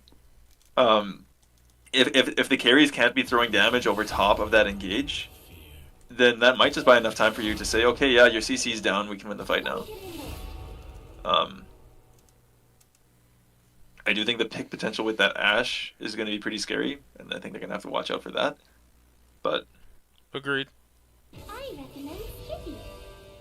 Agreed. I think where they depended on stuff like Jarvan, Yasuo to create the team fights and create the opportunities. This time they're just like we're not dealing with something so conditional that yeah, we're going to just have a bunch of press R's engages and like you said, Cog and Ash just artillery firing over the top, and that ends up that is Souls on Poppy top again. oh, So do you have the yes, sorry, I let me switch okay. this over for you real fast. Just trying to remember what thought was going through my head now. The one thing I will say is, oh, just getting a bit of a loading screen here. Discord's taking its sweet time. All right, I'm gonna leave the call and come back. See if that works. Okay.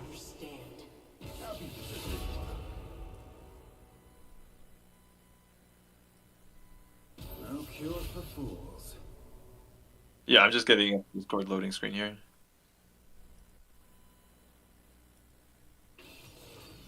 Oh, there we go. That's All better. right. Yeah, that's probably on my end. Um, yeah, so the one thing I will say is that with the Volibear instead of the Amumu, I think it's going to be a little bit harder to play that pick game than what they were able to do before. Um, not that they don't have the tools to do it, but it's just going to be a little bit less snappy from range, right? You actually have to Hmm. kind of get in close and stun them uh, by like being point blank. So I don't know if that's actually going to really make a difference for them, but we'll see because they did get a lot of kills off of off of the Poppy Amumu combo. Um, but yeah, we'll see what happens. Yeah, my biggest thing is how threatening is Ari Volibear going to be to the back line of Load the Kennens? Because if they can pick off a Kog'Maw and Ash or be able to threaten him to where they have to mark him, then that puts a lot more pressure on Load the Kennens because their comp isn't really built to peel. Like they just all want to go forward. Yeah. Here's what's running through my head right now is so once again we've got the Ari and Smolder. So they shouldn't be. They're both pretty mobile, so they shouldn't be super susceptible to the Jarvan ult. Again, Malphite can throw a wrench in that.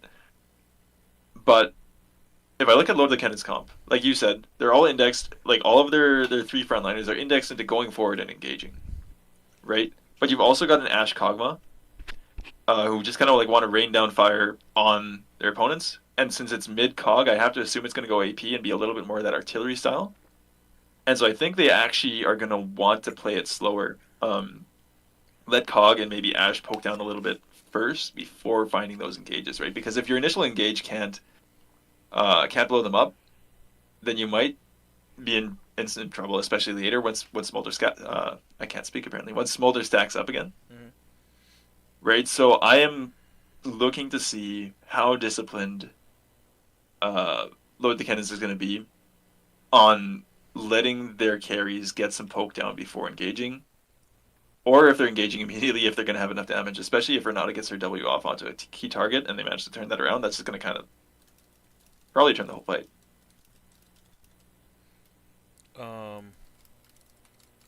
Yeah, for sure.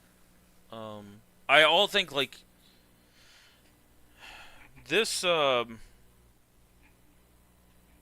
a lot of pressure being put onto this Ari. I think to help get like transition this comp into Smolder carrying. Wait, you're saying that it's not reliable just to hope that you randomly win two miraculous fights in your base back to back? Yeah, and I don't think there's ever gonna be a hey, the Nexus has got 2 hits to dying kind of moment here. It's gonna be a big just dog pile onto one of the back lines. I think the only way we can top last game is if we get a two-way ace into a minion base race. No, I don't want someone's season to be determined on a base race. Screw that. I mean, it has sentiments in the LCS because that was the last LCS game before it turns into Americas. But no, depending on the results, it wouldn't determine their seasons because we still got the tiebreaker if Washed Up wins, right? Or do you know the rules for that? Is there an actual like tiebreaker game that gets played those 3 ways? I honestly don't know. I could go back and see like who beat who and devise up something, but I honestly don't want to do that in respect for the rules. I don't know what the rules are, and I'm not even going to pretend to guess. Because at the end of the day, I'm just the media guy. I'll let Serve and all those guys deal with that. Fair enough. So all I know is if there is tiebreaker games, please be on Saturday. Because I'm tying up Thursday, Friday, Saturday, and I need a week off. Please. That's fair. So, all right. Sorry, switching over to chat here. Pulling the chat up. Looks like we've got a potential invade here, which they actually get spotted out by Jarvan flag. 30 seconds. Have the ward experience changes come in yet?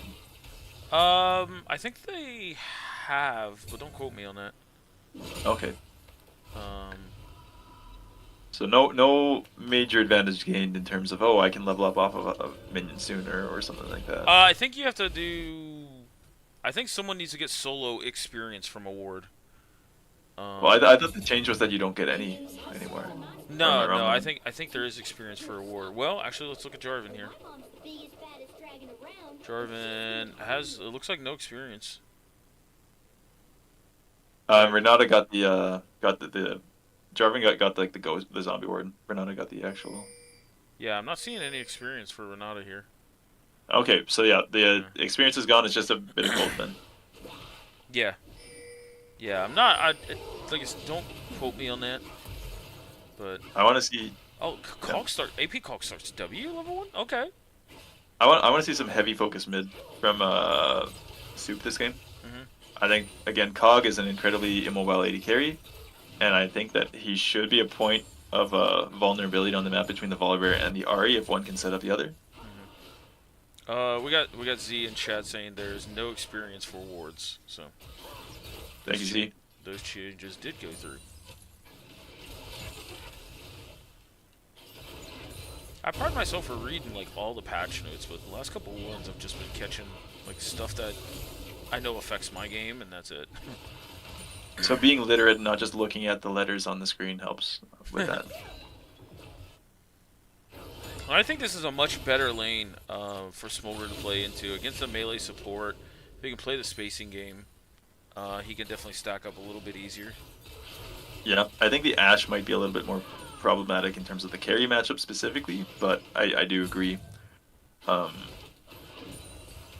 At least pre-6. Once that engage can get threatened, it becomes a little bit more dicey.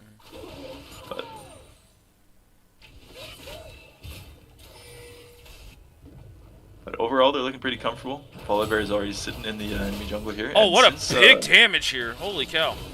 Everybody's rotating down, by the way. Oh, and that's first blood over the Volibear, and here's the bot lanes fighting. Ignite going onto Smolder here. Oh, and then they end up getting Kog'Maw. So it's a double kill for the Ashe and a double kill for the Volibear. We're seeing that the passive get used properly here. So it's actually at 3 for 2. Oh, first the passive! First blood did go over to washed up gamers. So it's still a relatively even trade. The important thing is that the laners who didn't have TP were able to stay alive and shove in their wave. Yeah, I'm sorry. I ended up looking away and didn't see the Kog'Maw passive here. God, I played Kog'Maw mid, and I actually do enjoy it, but it's been so long since I played it, I couldn't even tell you like what lane state or what he's able to play into comfortably. Yeah. I'll tell you what, it definitely makes me want to go out and try it again. Definitely. Dude, ever since you started playing Jhin, you've just never been the same with those carries, eh? Yeah, but we got no flash, that's really gonna hurt. Yeah, no flash, no ult, and Strawberry on his patented rel just roaming around causing hell. Yep. So. Ahri still has TP at least, so it could be worse. That's true. Yeah, there's a net. Nothing wrong with it, and burnt Strawberry's flash. So. And Rirka doesn't have a flash up for a little bit yet either, so they can definitely look to punish the Kog'Maw. Jeez. Okay. Dude, have you ever played Alistar against that champion? Against Cog? No. Can't say if he knows how to use his range properly, it is not a fun time. Huh. I'm just kind of curious. I see just the skill order. Obviously, it's 3 points E, yeah, but he actually put a point in Q, which is interesting. At least when I played a little bit of Cog mid, it was you didn't put a point in Q until you absolutely had to. Got Volibear in trouble for sniffing around this Hextech Dragon. Looks like bot wasn't able to rotate in time. Smolder getting a few more stacks here. But Smolder is pretty low on mana. I don't think Renata has Q up, so she shouldn't be. Okay, that's gonna be a flash out.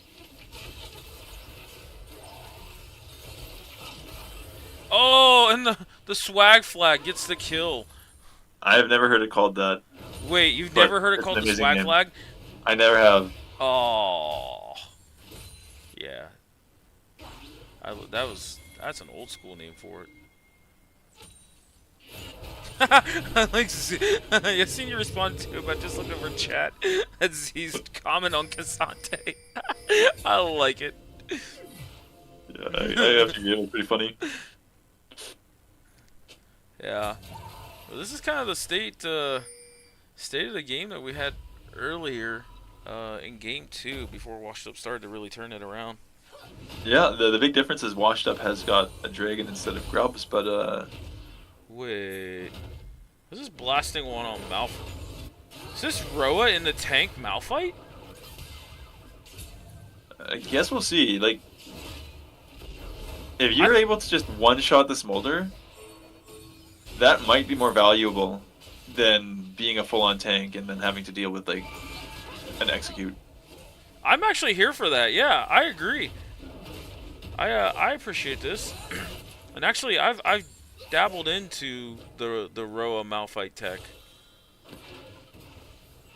Done on Cho'Gath too, actually. Both of them very similar in that regard. Because again, the game becomes a lot harder for the Smolder if he can't survive that initial burst out of the engage, right? So like even if you're like I talked about, like Renata ult maybe during follow up.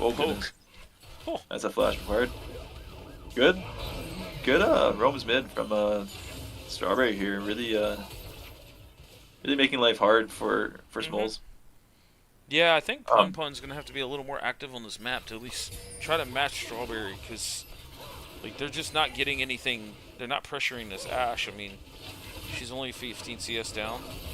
And then every time that the rel comes back, it becomes like this big kind of like thing of can they actually walk all the way back down this lane? That's a 3 kills on Ashe now. Yeah. Yeah, I'm liking the adaptations that we're seeing here. The earlier pickup on the rel, getting Strawberry onto that comfort. Oh, it's Malignance Malphite. Oh, and that's no cleanse for minus. Oh, okay. Volibear don't give no shits about this rel. They never expect the gank when the support is dead. Yeah. I say that from experience. So Volibear doing his best to try and carry through this early and mid game, and that's a full Roa, 9-minute Roa for this Volibear. Yeah, well, we are seeing another 30 CS gap mid, and you know we've seen Smoles in this spot.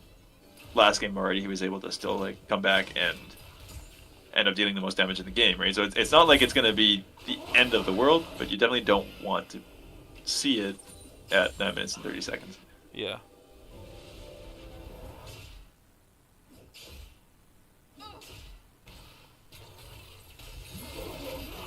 Okay, we've got our own roam mid here. Are they going to be able to get the... Oh, he couldn't get the kill on Kog'Maw here. It's really close, but yeah, unfortunately doesn't manage to bring him down, and then the bailout means nothing. God, that Volibear E damage is kind of nutty. And meanwhile, we're getting plates on bot side for that investment of Renata in mid lane.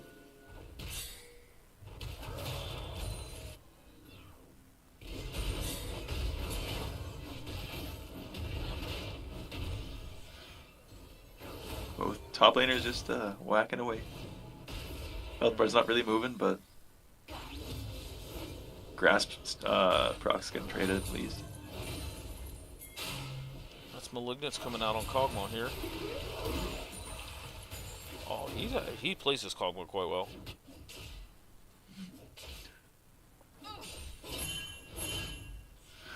There's an invade bot side. They put a pink ward in Soup's jungle here. See if he sniffs that out. Well, they found the first one.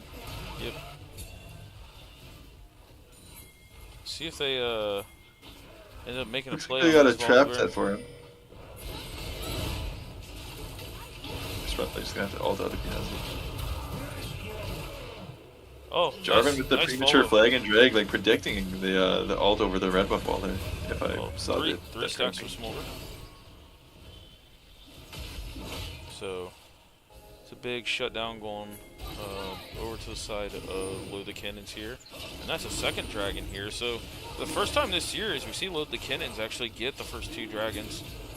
Yeah. Although, you know, they did trade 3 stacks onto Smolder for it, so I'm gonna say word. Washed up, not Jarvan still has ult here. yet. Strawberry Poppy's still down has. in mid. Oh, nice preemptive Renata ult here. Oh, but Malphite comes in with a humongous ult. And the Malignant's already completed too, by the way. Doink. Yep, I'll do it. So, Big TP. I want to touch on the Malignance on Malphite, right? Because, like, normally if I'm playing... I don't play a lot of League these days. But normally if I'm playing a game of League and I see that I've got, like, a tank top laner and like, multiple other carries who should, in theory, be dealing damage, I'm saying, like, what the heck are you doing, man? Just play tank. Do your job, right? But, again, if I'm looking at what Washed Up Gamers is fielding, the big damage threats are going to be Ahri and Smolder. And based on last game, I feel like Smolder is going to be the bigger problem in the late game. So if, like I mentioned earlier, if Malphite's just able to say, yeah, if I get on your Smolder, he's already dead, and just like one shot him, who cares if the Malphite dies? If you're trading that for Smolder in the late game, like you're happy to make that every time. Yeah. So I think. Oh, I pulled him out, Volibear E. Oh, nice charm to stop the Charm, rail yeah. from diving out. Should be a dead rel. Now, this Kog'Maw's putting in a lot of work here. He is. What's faster, a horse or a bear? I think we have our answer. And we're not. I can't believe you said that, and it actually makes sense. But yeah, so I think that this Smolder might actually have to invest in his Zhonya's this game. Yeah, I can see that. Malphite's got ult back up, like. Oh, but he pelts the Scuttle Crab out too, by the way. Interesting. No one gets it.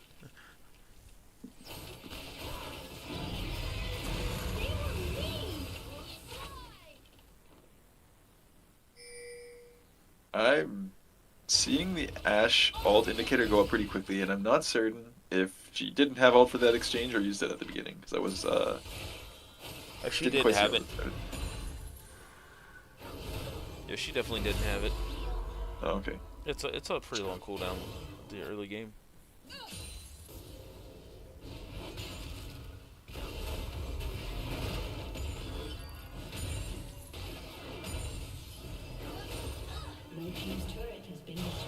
Ashe ends up getting that bot turret. You know, forced the Smolder out pretty easily. Notice that the Charm force out of the pit here. that strawberry going down. Wait. Well, we said that last time, and it still took a long. Oh, Okay, okay. yeah, there we go. Malphite no ult right now, so this Yeah. actually. So, actually could be a decent fight here if Volibear can carry it. Oh, Kog'Maw is just so strong right now. yeah. Triple for I'm triple not there. talking about like in general, but in this game, like at this point, right? 6-1 and 2, 1.5 items, full boots. Coming in as the cleanup crew, that was pretty potent. Yeah. And once again, we've got Smolder on the bot side of the map, picking up plates as this fight for the top side objective occurs. But I feel like if you're gonna do that, especially with like how last game had the same sequence multiple times, then just don't fight over that top objective, right? Like you can show up and try to delay them from getting off of it to give Smolder more time at that tower so he can finish it like he did. But I don't feel like you have to give up like 3 or 4 kills or whatever it was to one of the enemy team's carries in order to do that. Well, I think that it was just the pick on Strawberry in general. That they thought they were going to melt him much quicker than he did, and then Strawberry turned around and started that fight for the rest of Load the Kennens. So I think that's twice now where Strawberry ended up using his ult to proc Aftershock at a very late point and then lived a lot longer than it looked like he was going to. yeah. we're close to Volibear being on 2 items, and this row of Flicker Blade, when this build gets its second item, it becomes insanely hard to kill this Volibear. Yeah. What's the burr and Volibear? I may be tired, but my sense of humor is still intact, and it's still as bad as it ever was. Yeah, I'm not gonna lie, I'm hitting that wall too. So, but we have a dragon coming up. Let's see if Washed Up ends up trying to make a move towards this. I mean, if they can get some vision and see Cog walk in, they can definitely engage on this Cogmaw quite easily. Yeah. Oh, big charm! That's what we were talking about, trying to engage on this Cogmaw here. Yeah, and since he's dead, that's 1,000 gold going over to it. I think that was the Ari who got it. Yeah. Wait, what is Strawberry doing with this? Wait, what? Drift King Rel? Drift Queen? That's Rel having to burn Flash, and they get no value on this Rift Herald either. Yeah. Big pick onto the Cog. He's still down for another 16 seconds. They might still be able to force onto this Dragon if they want to. They do have to watch out for the Malphite ult. That is up. Yeah. And available. So is Ash also once. Yeah, there we go. But it's just on the Volibear, so I don't. Yep, we've seen that coming. That's what we wanted to see, right?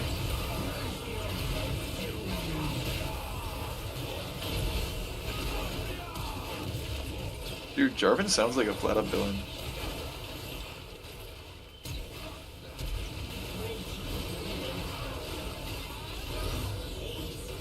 So both of the carries from the side of Load the Kennens are very, very potent right now. This Malphite with Malignance is putting in so much work. Yeah. So, again, not used to building... I'm not used to playing characters who want to build Zhonya's or Armguard. How early do you feel like Smolder should be picking that up if he goes for it?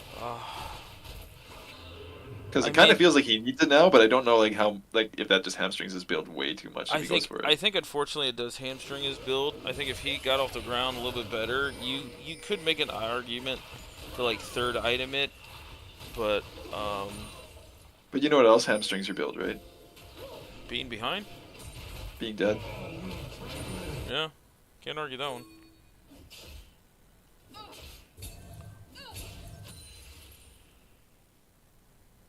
He does have flash up right now, so that's at least like one fight that you're allowed to play out without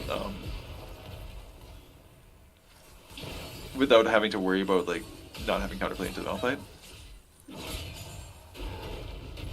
Yeah, I just think it's gonna come down to like this 4v4. If they can get a pick before like Malphite shows up. But right now, just like they are very short on damage. Ari's 1 and 6, Smolder's 0 and 4. Which they're going to be the ones producing so much damage. Yeah, and they haven't been able to get those picks nearly as well this game as they were able to last game as well. Part of that has been the tankiness of the Rel, because that's been the target for them a couple times.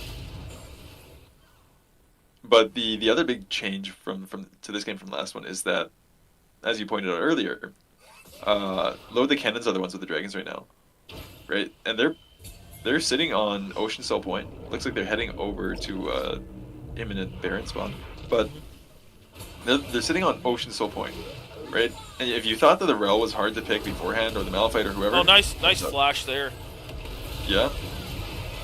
And then they end up... It's a lot of ults. Yep. Then The Strawberry Milk ends up going in by himself here. Yeah. And then there's Jarvan ult. I think this is a good Oliver's fight for Washed Up here. Yeah. The double kill going over to Minus. Shutdown going over to Ari. Oh, and a double kill by Cogmaw. Yeah, Cog's still doing work. I really liked how Soup went forward when Jarvan ulted in. Soup basically negated any threat that the carries had onto the main targets for his team, right? Because I think if he didn't dive onto the Ashe and the Cogmaw and trade his life there, I think everybody in that Jarvan ult just dies. That's a shutdown going to Ari, and I believe a shutdown and another kill going over to Smolder in that fight. Because it ends up only being, what's a 4,000 gold lead now so far? yeah, it might be a little bit early, but signs of life for washed up gamers. Yeah, they just need to hold on for like another 8 minutes. Get to that 30-ish mark for Smolder to be fully stacked. And then I think these fights are definitely different. Yeah, the way this series is going, it almost feels like washed up gamers. They live up to their name from the beginning of the game, and then they kind of Benjamin Button it, and they get stronger and stronger the longer the game goes on. Yeah. They just need a slow start, but they they end up getting there. Yeah. They regress into their prime. Yeah, they age like fine wine. Yeah, exactly. But again, if you thought that the Rebel was gonna be tanky beforehand, like picture trying to burst her when she's got Ocean Soul, right? Like that is coming up in less than a minute, and I don't think you're really allowed to give that over as washed up gamers. But I also not confident that they're gonna be able to get a reasonable play to try to not deny it. Yeah, I don't. I think with Minus and Smolder not having flash up, it becomes very difficult to walk into their team comp. Yeah, they might have to give it and play for Elder. How close is Smolder to his stacks? Smolder would be just hitting its stacks about the time Elder spawns at the rate he's going right now. Okay. But I just don't know if... Oh, okay.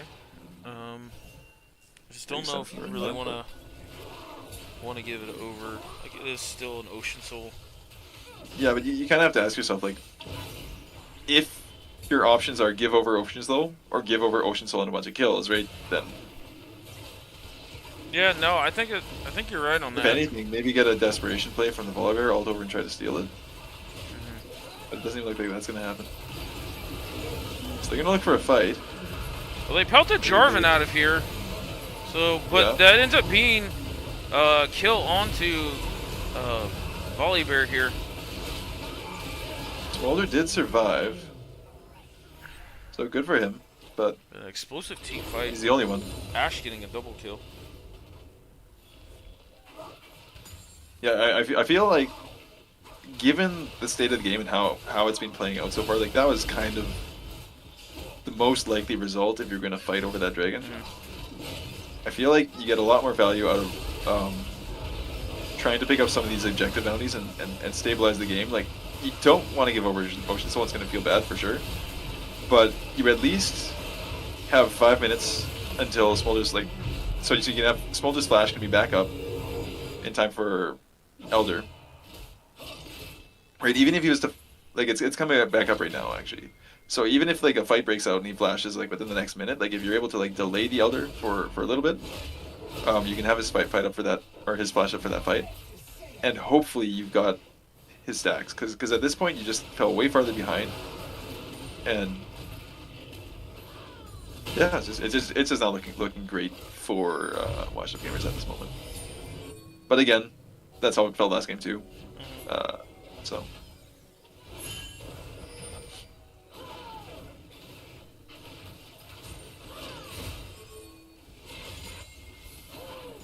Yeah, Z, I see your comment there. As a support main, I've definitely been there and tried to give over a kill and then paid the price for being generous later. As the target didn't die, so it feels bad for sure. Yeah.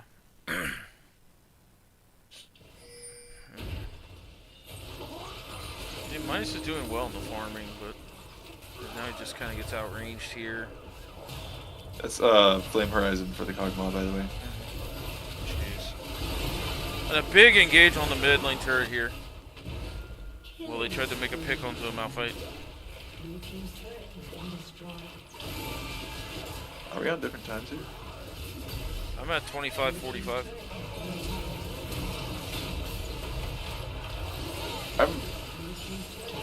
I'm busy watching the YouTube thing, which is behind. Oh. Whoops, I forgot I had two windows open there. No, you're all good. I was like, what are you talking about? Ends up being the 3-for-1, and here comes Strawberry trying to fight this again. And that might just be the game for Load the Kennens here. Yep. Wow. What a I can series. try to extend the game here. Great job of them finding a play without all dying in their base again. Yeah. No, I don't have the power of this game. I think that's going to be it. Souls is trying. He is. Got a Starbeer Milk's Rel is too powerful. That's the moral of the story, I think. yeah. But what a series overall, especially that game 2. Dude, game 2 was probably the most fun viewing experience I've had in a long time. Yeah, that was something, man. So we end up having washed up gamers falling to Load the Kennens 2-1, and a Yeah. very entertaining series overall. You don't have to worry about the tiebreaker, which is nice for you, I'm sure. Yeah. So it ended up going from potentially a boatload of tiebreakers to none at all. Yeah. I'd say good stuff from both teams. Was definitely a lot of fun. The drafts were really interesting here and there too. We saw the Rurika's Kog'Maw. I'm wondering how much attention that's going to get in playoffs. If people are going to put some respect towards that or not. But yeah, a lot of fun. Yeah, that AP Kog'Maw is the first time I've seen it in quite a while. It's an 11 KDA. Same with Ash, by the way. Both of the main carries on the team had a 11 KDA that game. That's pretty nutty. I really like the adaptation they made with picking the rel earlier and banning the Amumu, by the way. Those differences felt like they were really, really effective.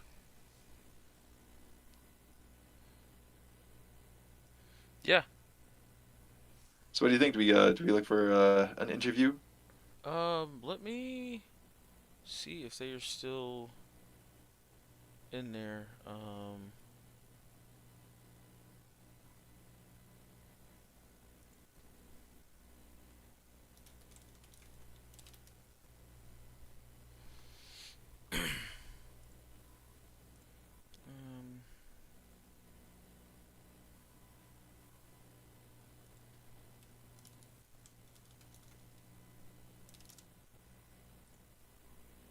okay, Strawberry said he would interview. All right, all right. You might have to adjust. I think we're limited to 2 people in here right now. Yeah, I'm just adjusting it now. I just put it up to 10.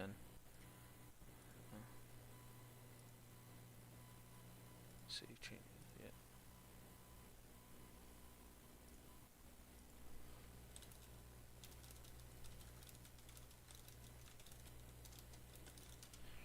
Yeah. So this is gonna be a fun one. Mm-hmm. I imagine you're gonna have a couple questions about Rel. Oh, maybe. Yo, welcome here. Hello, hello.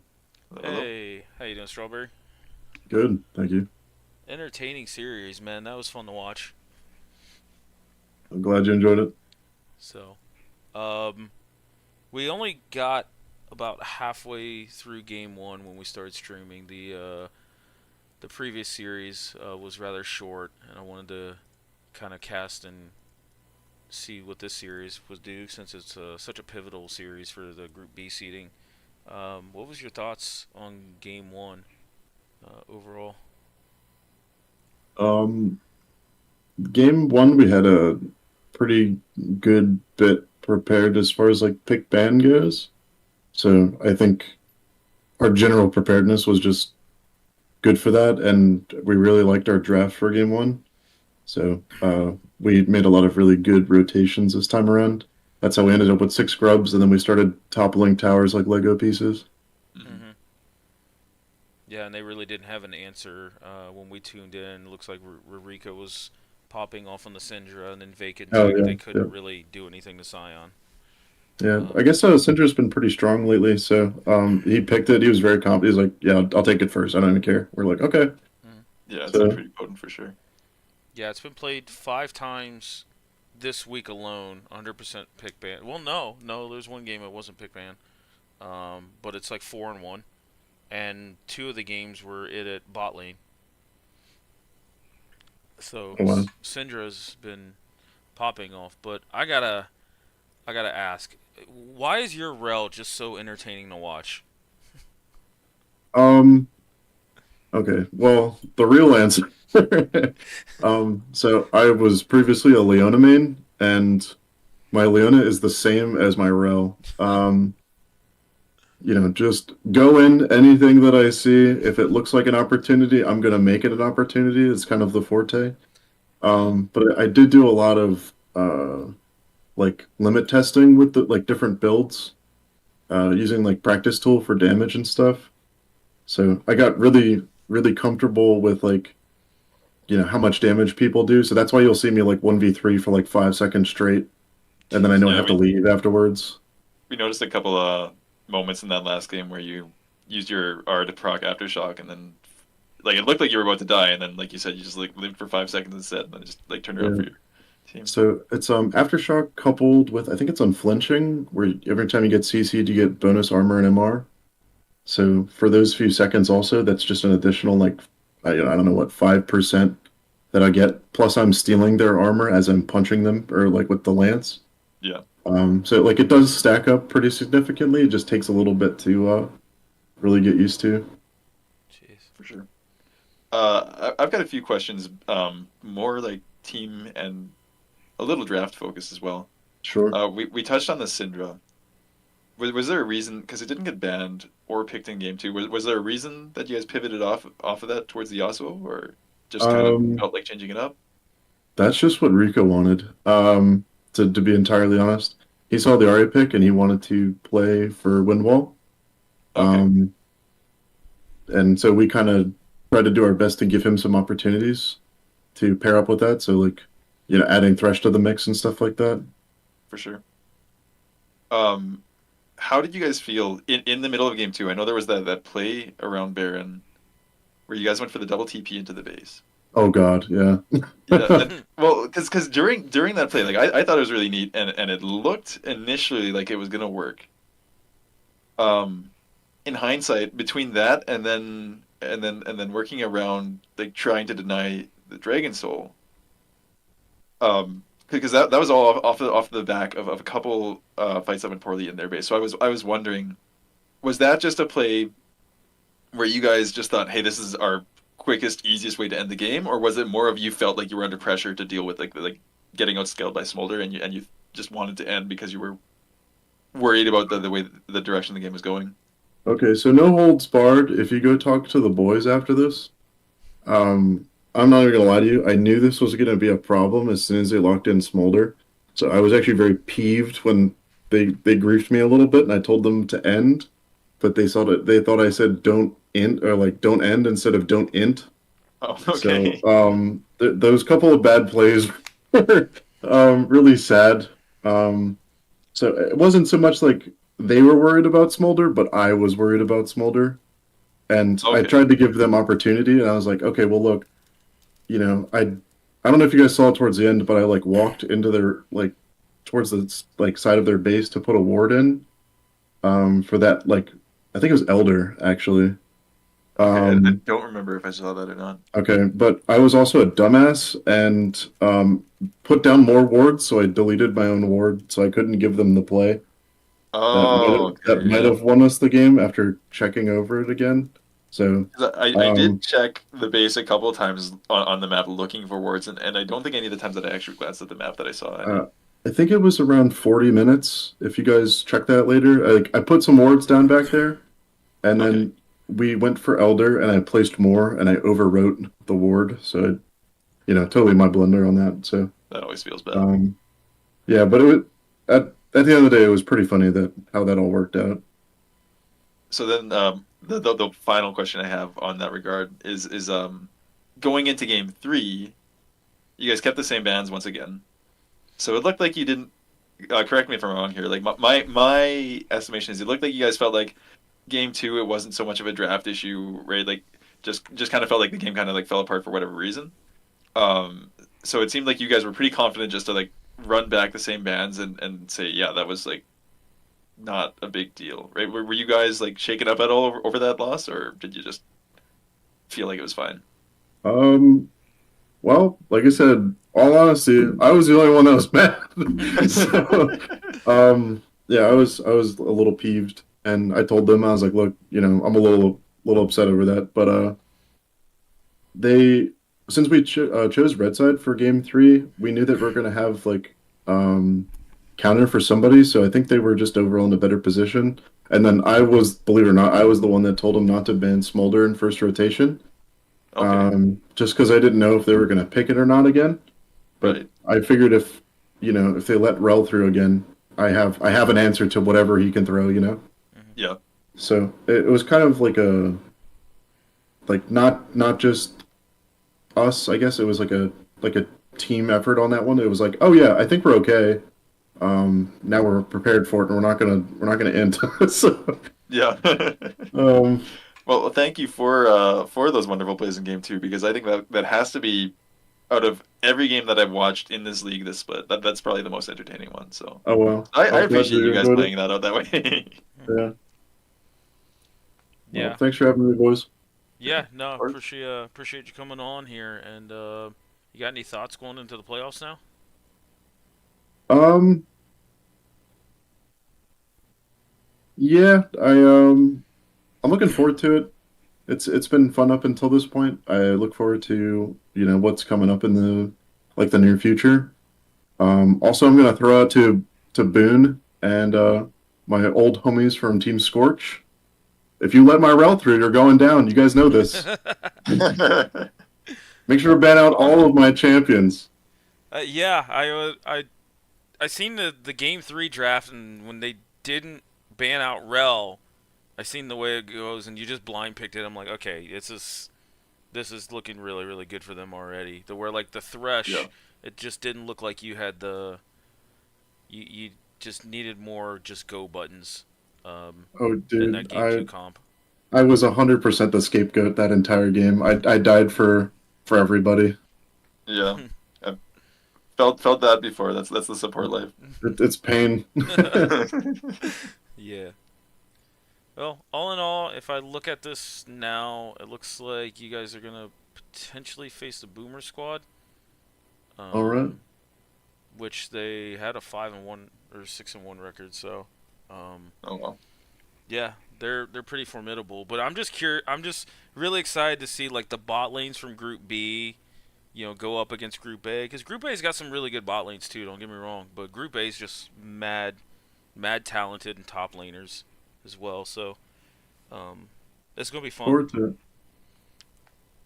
So, all right. Well, I appreciate you coming on here, giving the interview. Like I said, I think this is like the third time I've casted you guys, and your rel is insane.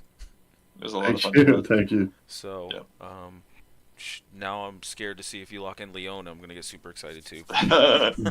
So, I'll I'll make for sure the performance is as bright as the sun. oh, I Wonderful. don't doubt that. But now, All right. now these teams gotta look at this cog mid. Yeah, true. That was actually surprising for me too. And I don't mean to hold you up, but No, you're he good. locked it in. We were all like, "Are you sure?" He's like, "Yeah, I want it." And we were like, "How the fuck do we even play?" Oh, sorry, man. No, Pardon no, my you're French. you're How good. how do we even play like that? And he's like, "Oh, dude, just pretend I'm another ADC, just like another Vagar or Ziggs or something." I'm like, "Okay, whatever." Whatever you say. So Yep. Jarvan Rel go Here we forward, go. and you just see spit balls just coming down on the ground. Like, oh, okay. Oh, doing millions of damage. Yeah. So, but All right. yeah, we'll let you go and get on out of here. Fun and entertaining series. Glad we could get on and cast the end of game one and that super exciting game two. In my opinion, game of the split so Yeah. far. Um. And So also best of luck in the playoffs going forward. Thank yes. you. I'll see you guys sooner or later. Yep. For sure. Take care. See ya. Well, that was a lot of fun. It really was. So I appreciate you coming on here and having some fun. Of course. Give me something to do with my Sunday night. Yeah. Yeah, so we ended up getting 4 series casts this week, so got a lot of good content out there. For sure. And we'll see. I'm pretty sure Battlefly has everything all set up now. as far as the standings. So it'd be nice to theory craft some of these matchups. Um, Oh yeah. but I think there's a Oh, week. does it have the Did they have the bracket No, for playoffs already? no, it doesn't have the brackets. I'm just looking at the standings, um, and figuring it out from there. So it looks like Sad Jellyfish will get BBL, Boomer Squad will get Load the Kennens, Oh, Small it's Brain. basically it's like high seed versus low seed from Yeah, the opposite side. yeah. Okay, I got you. Small Brains will get. I'm sorry. Yeah, Sad Jellyfish will get BBL, Boomers will get Load the Cannons, Small Brains will get Zoomers, and Scorch will get Team 2. Scorch versus Team 2 actually could be an insane matchup. Who's on Scorch again? Scorch is Boonstra, Rusty Crow, Ares, um, and some other guys. Battlefly doesn't really do well with the rosters here. But they're low key a really, really talented squad. Um, and again, like I know Team swapped over and they've got a really talented top laner, so it'd be nice to see how he fares with all of the giants from Group A. And then BBL is going to be just Load the Cannon, or I'm sorry, it's going to be Load the Man versus Dippy in that ADC versus top lane matchup. Oh goodness. So, but I'm not gonna sweat on Sad Jellyfishes as a team. Like they've got such talented players, but their team play is insane. Yeah, they're ones who've I think particularly impressed me with their map movements. Yeah, yeah, and you got the former MVP with Salt in the mid lane there for Sad Jellyfish. Oh yeah. So, yep. But all in all, it's gonna be fun. If I remember correctly, I think it's a week off and then playoffs start up with I believe it's best of threes. Don't quote me on that. Is it a double elim? No, it's only single limb. Oh, okay, so they've modified that from back during the original team days.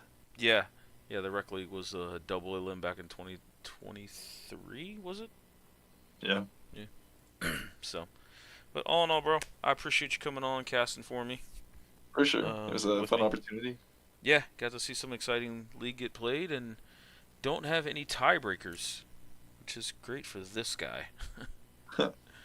But alrighty, my friend, we're gonna go ahead and shut her down. Hopefully, everybody had fun watching this Sure. watching this series, and we'll see you guys when playoffs come around. So, later.